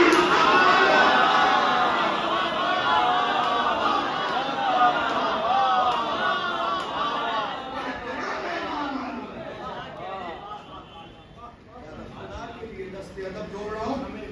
अपनी औकात से ज्यादा ज़बान मत खोलना। तुम्हें हक किसने दिया है मजलिस हुसैन पे उंगली उठाने? इतने बड़े तुम हो गए कि कुछ लोगों को कहा गया कि आप उसी काजिम की मजलिस में आ जाएं, तुम्हें हमें दावत नहीं दी गई। तुम इतने बड़े कब हो गए?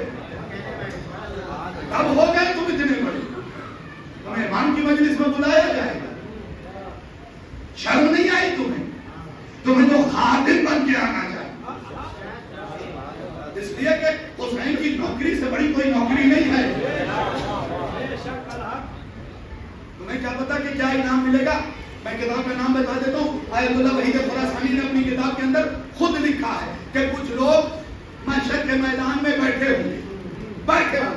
मेरी तरफ देखना, मैं मजलिस दिखा के भी पढ़ता हूँ। बैठे होंगे राजकंबरी साहब यूं टुकटुकी बांधे हुसैन को देख रहे हैं, पल के भी नहीं झुकेंगे। फरिश्ते आके कहेंगे चलो जन्नत, यहाँ छुड़ा के कहेंगे यहीं रहने।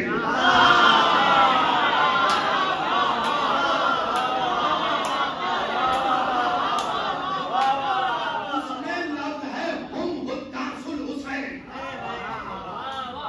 ये हुसैन से चिपके लोग हैं, चिपके।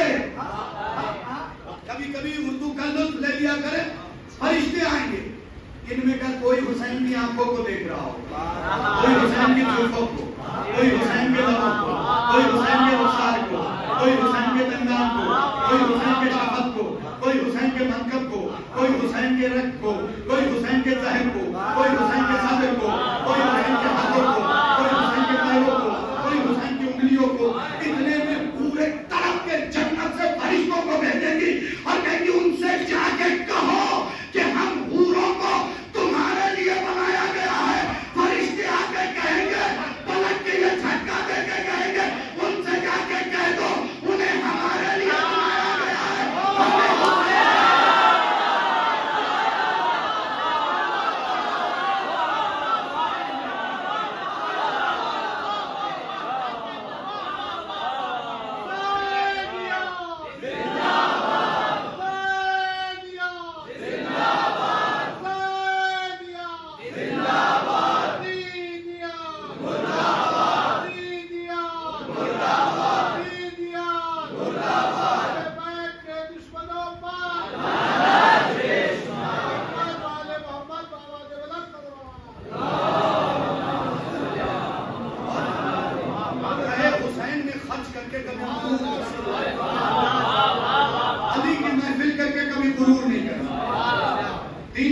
की महफिल करके गुरूर नहीं करना, 1 शाबान जनाब ज़ैनब की आमद पे महफिल करके गुरूर न करना, 4 शाबान की महफिल करके गुरूर न करना, 7 को जनाब कासिम की महफिल करके गुरूर न करना, 11 तारीख को हजरत अली अकबर की महफिल करके गुरूर न करना, 15 शाबान को आखिरी इमाम की महफिल करके गुरूर न करना। इसलिए मैंने कुछ लोगों को देखा है महफिल में थोड़ा खर्च कर लिया तो कॉलर का बटन बंद नहीं करते, नौकर समझ के ये काम करना। भाई पूरे मुंबई की महफिल मैंने भी देख ली है, नवाज 5 लाख से ज्यादा कहीं खर्च है? हर दर्जा मैंने बता दिया, 5 लाख 10 लाख इससे ऊपर नहीं।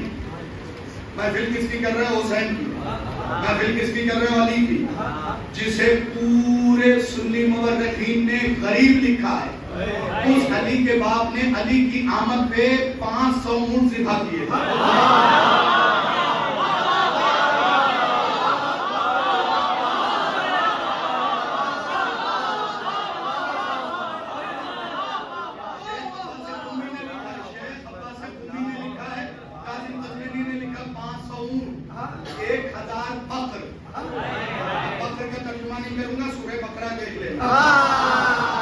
हुकूमत खतरनाक है। 500 ऊंट, 1000 बकर, 1500 दुम्बियां, 10,000 रतल रोटी। ये सब अली के बाबा ने 3 दिन वलीमा किया है, 1 दिन में खर्च किया है।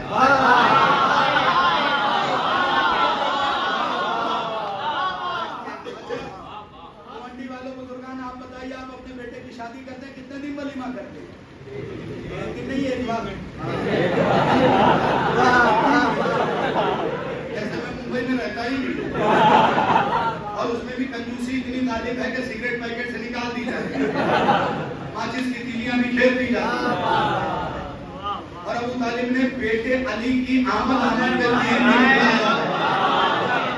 500 ऊंट, 1000 बकर, 1500 दुम्बियां, 10,000 रतल रोटी। अब फिर मैं इससे हट रहा हूँ, अपने कान को अहले बैत की मिला का कान बना लेना।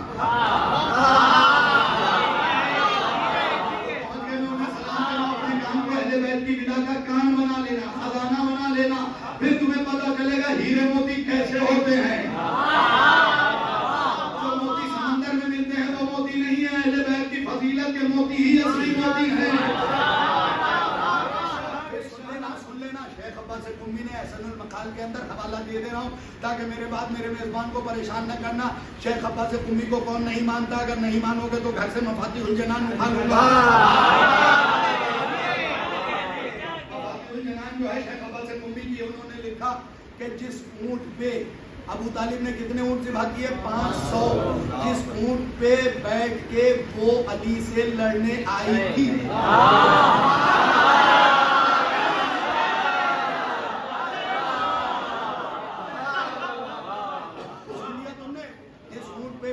वो अली से लड़ने आई थी, उसकी कीमत शेख अब्बास कुम्मी ने लिखा है 200 दीनार। कितने? 200 दीनार। अब मैं तुम्हें समझा देता हूँ, 1 दीनार 10 ग्राम सोने का होता है, यानी 1 तोले का 1 दीनार, ठीक है? तो कीमत 68 चल रही है इस वक्त। मैं 50 ही जोड़ रहा हूँ 1 तोले का, 10 ग्राम का 50। इस एतबार से 1 ऊंट की कीमत कितनी हुई? 1 करोड़। दोनों मेरे साथ 1 करोड़ कीमत हुई। अबू तालिब ने कितने ऊंट ज़िबा किए?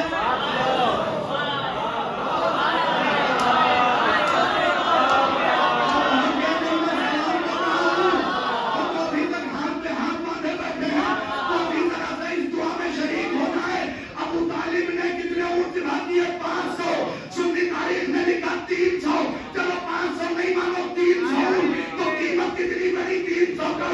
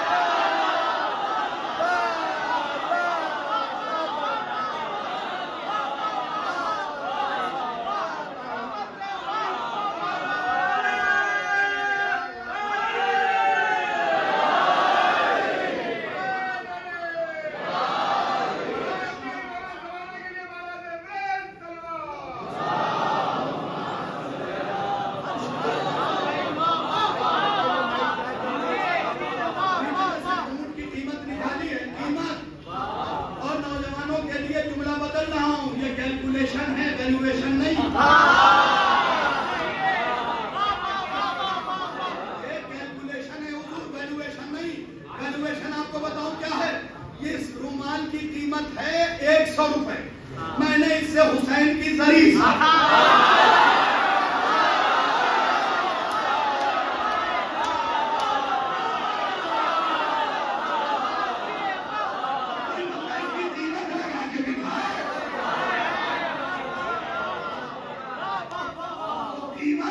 बातिल के ऊंट की निकलेगी, अबू तालिब के ऊंट की नहीं। बता दिया था। अच्छा, कम वक्तों ने ये भी लिख दिया नौजुबिल्लाह मिन ज़ालिक के अबू तालिब गरीब, क्योंकि कल सरकार की अदालत की तारीख है, तो मैं आपकी खिदमत में अर्ज करूं, ये जो कल दिन गुजरेगा शाम आएगी सरकार की, अगर मजलिस मुनक़िद नहीं कर रहा हो तो करना, एहसान है अबू तालिब का। आज जो तुम्हें पला हुआ कलमा मिला है,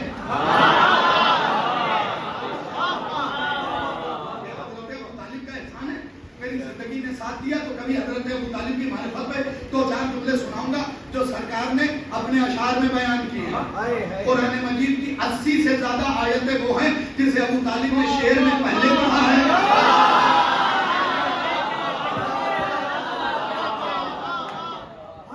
सबसे पहले अबू लहब को तब्बत यदा अबू तालिब ने कहा था, अल्लाह ने कहा बदलूंगा ही नहीं, वही रखूंगा तब्बत यदा। और अबू तालिब ने तब्बत यदा कह के बताया, अल्लाह तेरे दोनों हाथ तोड़े, तब्बत यदा, यही आयत आई, तब्बत यदा अबी लहब। अबू तालिब ने मोहम्मद के दुश्मन को कह के बता दिया, याद रखो जो भी हुज्जत का दुश्मन होगा उसके अल्लाह हाथ तोड़।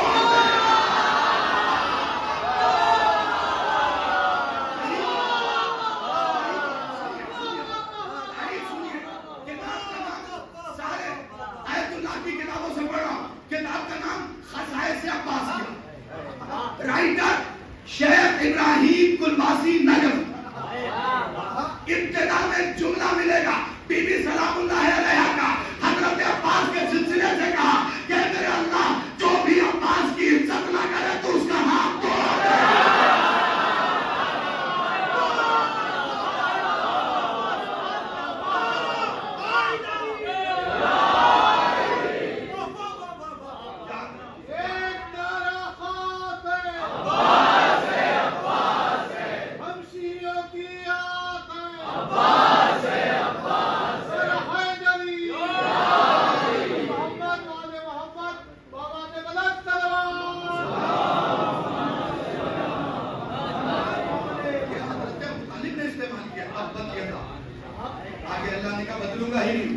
अच्छा, और कई मिसालें दे सकता हूँ।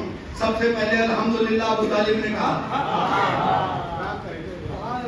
अब खुतबा निकाह है मोहम्मद में, और उससे पहले भी शेर में हजरत अबू तालिब ने कहा, अल्लाह ने कहा यही रखूंगा, यहीं से कुरान शुरू करूंगा। अब बनूं अबू तालिब के दुश्मन, या पढ़ो नमाज में, जब तक पढ़ोगे नहीं नमाज होगी नहीं। बड़े एहसान है हजरत अबू तालिब के, मैं गिनवा नहीं सकता, लेकिन बदबख्तों ने लिख दिया कि असल मामला ये था कि अबू तालिब गरीब इसलिए थे कि अली को मोहम्मद ने पाला। पक्की बात, गिरोगे तो नहीं। अबू तालिब गरीब इसलिए थे क्योंकि अली को मोहम्मद ने पाला। भाई गोवंडी वालों इंसाफ से बताओ, मैं मीरा रोड से आया हूँ। हाँ भाई नजर आ गए, तुम भी नजर आ गए, ठीक है। और आप तो वहां दरवाजे पे बैठे ही हुए। इंसाफ से जजा बताइएगा, अगर मीरा रोड से मैं अपनी ज़ौजा से टिफिन बनवा के लाऊं और मजलिस के बाद गोवंडी में बैठ के खाऊं, तो बेइज्जती मेरी या आपकी?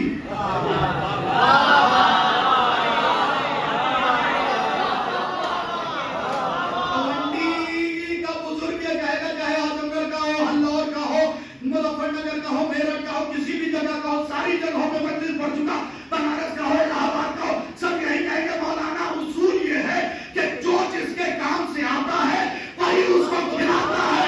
तो अबू तालिब के काम से अली नहीं आया।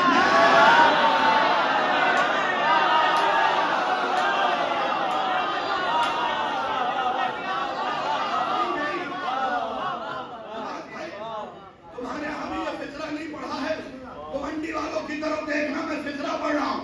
उसूल क्या है? जो जिसके काम से आएगा वही उसको खिलाएगा। अली अबू तालिब के काम से नहीं आए थे, मोहम्मद के काम से आए थे, इसीलिए मोहम्मद ने खिलाया। तो जरा सा तारीफ को पढ़ो।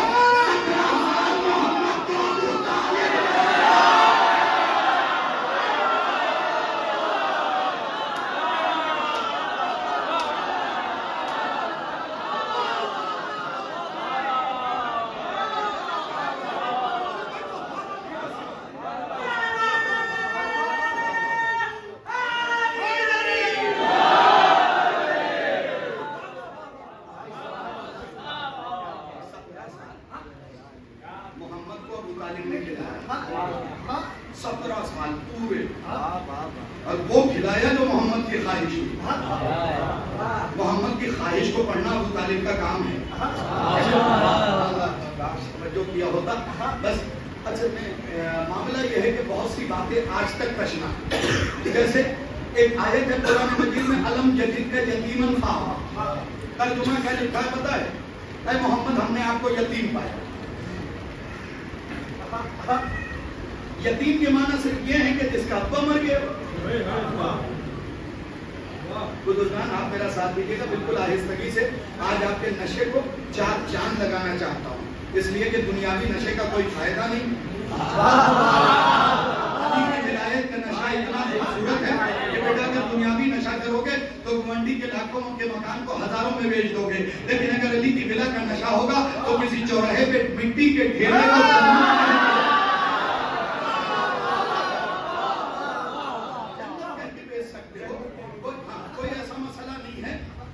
یاد رکھیے. اہل بیت کی ولا کا نشہ, ولا کا نشہ 4 چاند لگنا چاہیے. یہی ترجمہ ہوتا ہے محمد ہم نے آپ کو یتیم پایا تو پناہ دے دی. اب سنیے اصلی ترجمہ. یتیم کے معنی جب میں نے عربی لغت میں دیکھے تو صرف یہ نہیں کہ جس کا باپ مر گیا. کبھی کبھی بزرگوں کے پاس بیٹھ کے گوگل کو چھوڑ کے کچھ سیکھا کرو. یتیم در کو بھی کہتے ہیں. جو چیز بالکل نایاب ہو اسے یتیم کہا جاتا ہے. جس کی مثال کائنات میں نہ ملے اسے یتیم کہا جاتا ہے. اب ترجمہ سنو گے اے محمد ہم نے تجھے نایاب موتی پایا جو ہری ابو طالب کے حوالے کیا.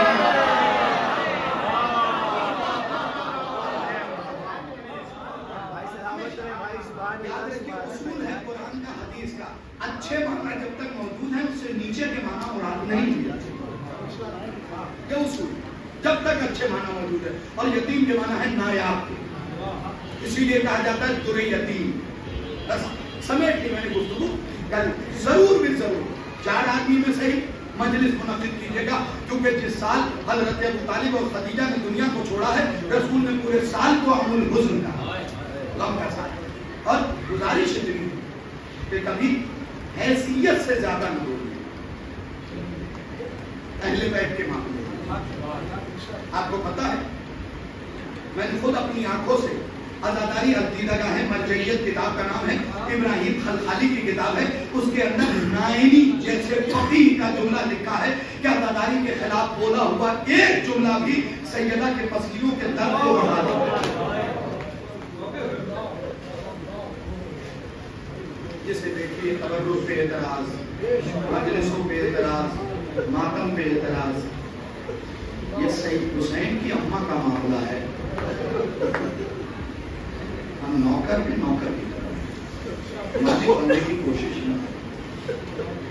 جو لوگ بھی ساتھ میں امام موسی کاظم کی مجلس میں آئے اے معصوم قوم ان کے حفاظت کی ذمہ داری لا.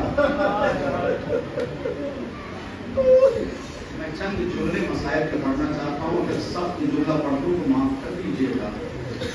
لیکن سارے فطرے کتابوں میں لکھے ہوئے آپ کا اور میرا 7واں مولا نماز کی حالت میں جب مولا کے گلے میں رسی باندھ کے کھینچا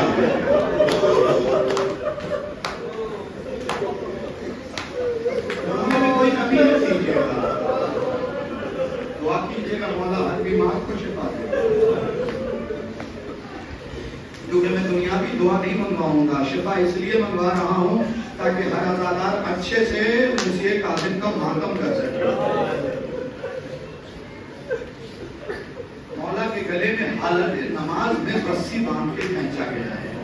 آپ نے سن لیا, میں نے پڑھ دیا. چیخ آپ کی نہیں نکلی, آپ کے 2 امام کے گلے میں رسی باندھ کے کھینچا گیا.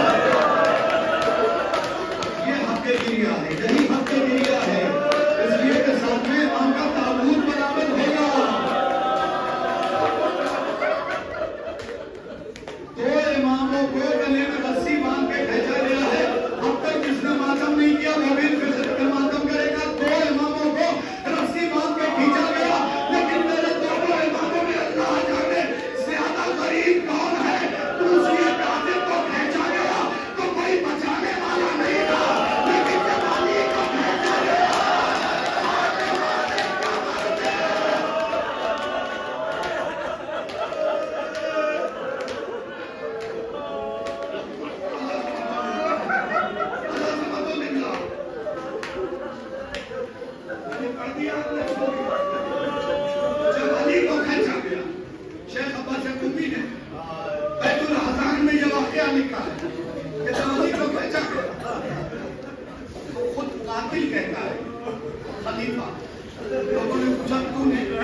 علی کو کھینچ لیا کہ ہم نے رسی باندھ کے کھینچا تو لیکن علی کھینچ نہیں رہے. میں نے بہت زور لگایا لیکن علی کو کھینچ نہیں پایا. اللہ اکبر اللہ اکبر. اللہ جانے آپ کیسے گریا کریں گے. کھینچ نہیں پایا. اب جب میں نے پلٹ کے دیکھا تو کیا دیکھا؟ فاطمہ علی کا پٹکا پکڑے ہوئی تھی.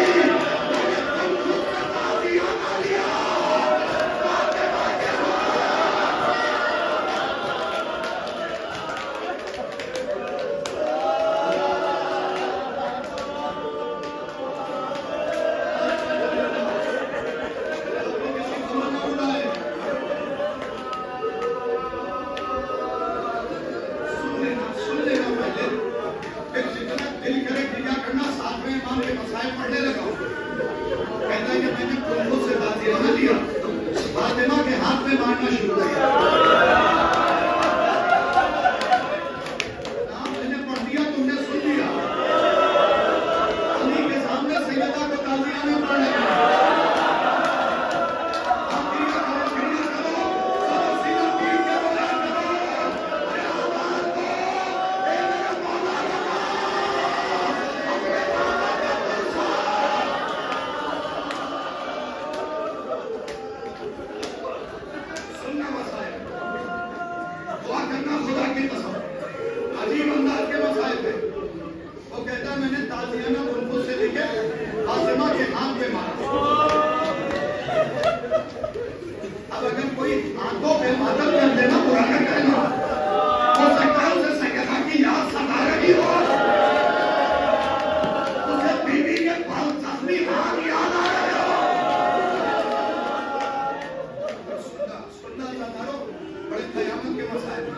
میں نے جب کتابوں میں تلاش کیا تو مجھے یہ ملا کہ بی بی فاطمہ کو خود یہ کم وقت اور منہون کہتا ہے کہ میں نے 10 یا 12 تازیانہ. اب مجھے وہ بندہ بتائیے گا جو خود کو شیعہ کہے اور دونوں ہاتھ سے ماتم نہ کرے. امام رضا کہتے ہیں جناب سیدنا کو آج کے اندر 10 سے 12 تازیانہ. اور امام رضا کہتے ہیں میرے بابا موسیٰ کاظم کو زندگی میں چاہے روزانہ 100 تازیانہ.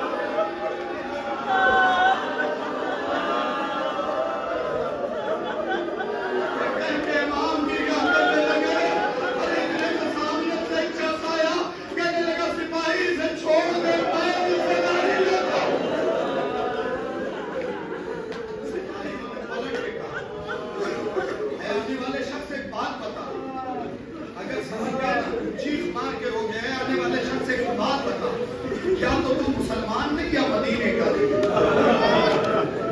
नहीं समझे? कितना बदल गया था मदीना। सिपाही कह रहे या तो तू मुसलमान नहीं है, अगर मुसलमान होता तो इसकी जिम्मेदारी न लेता, मदीने का होता तो इसकी जिम्मेदारी न लेता। का मामला ये है कि मैं मुसलमान हूँ, मदीने का रहने वाला हूँ, हवाई तौर पे मैं यहूदी हूँ, तो घर छोड़ के मेरा घर है। मुझे आज पता चला कि इसके घर बेटियां भी है।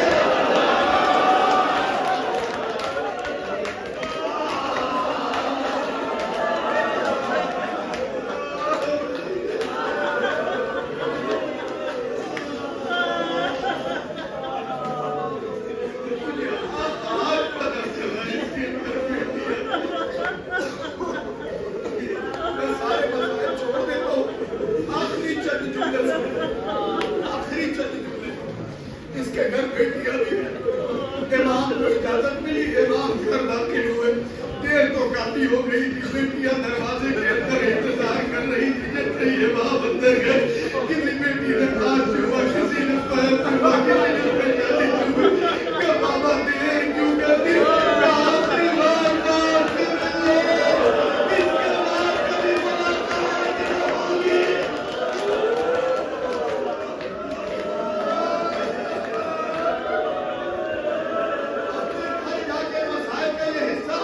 जरूर सुनाना जो मैं सुनाने लगा वो अपनी बच्चों को भाई याद रखो, अगर बाप दो ईद पे बेटी के घर ना आए ना, बेटियां रो रो के जान दे देती है। अरे खुशी का दिन जान आई है।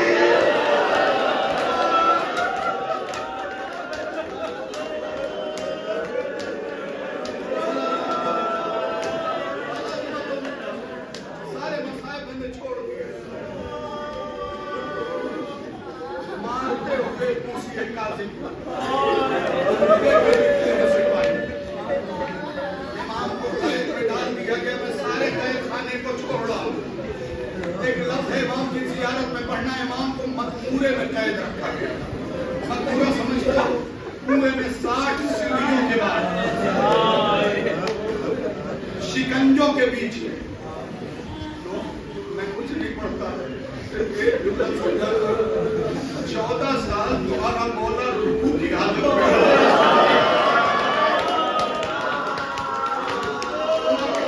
सकता था, न उस मकबूरे में ले सकता था, न सवाल देता था।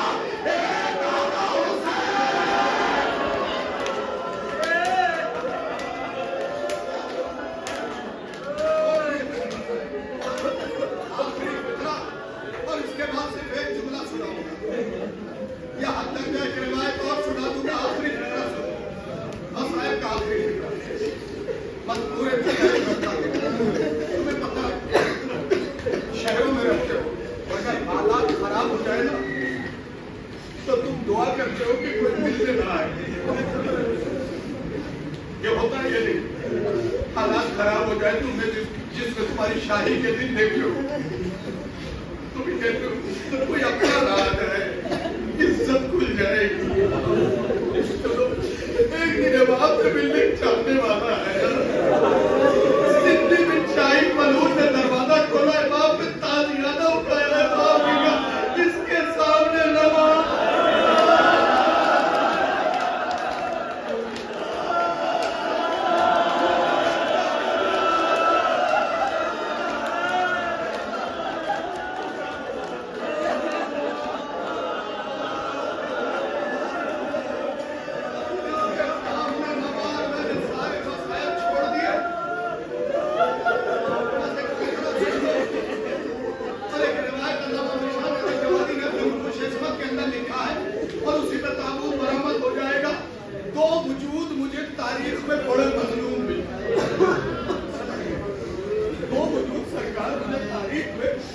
बड़ा मजलूम मिले।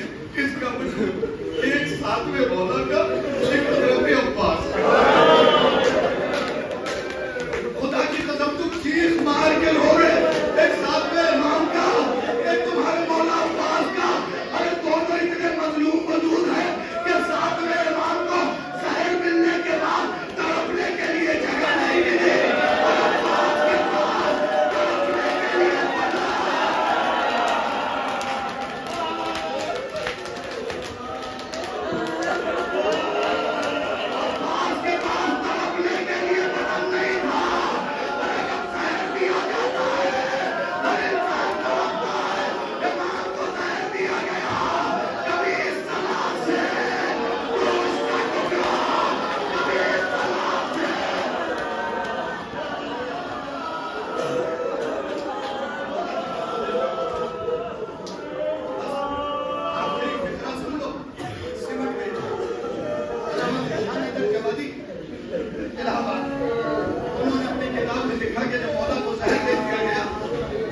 کو لا کے قالین پہ لٹایا گیا.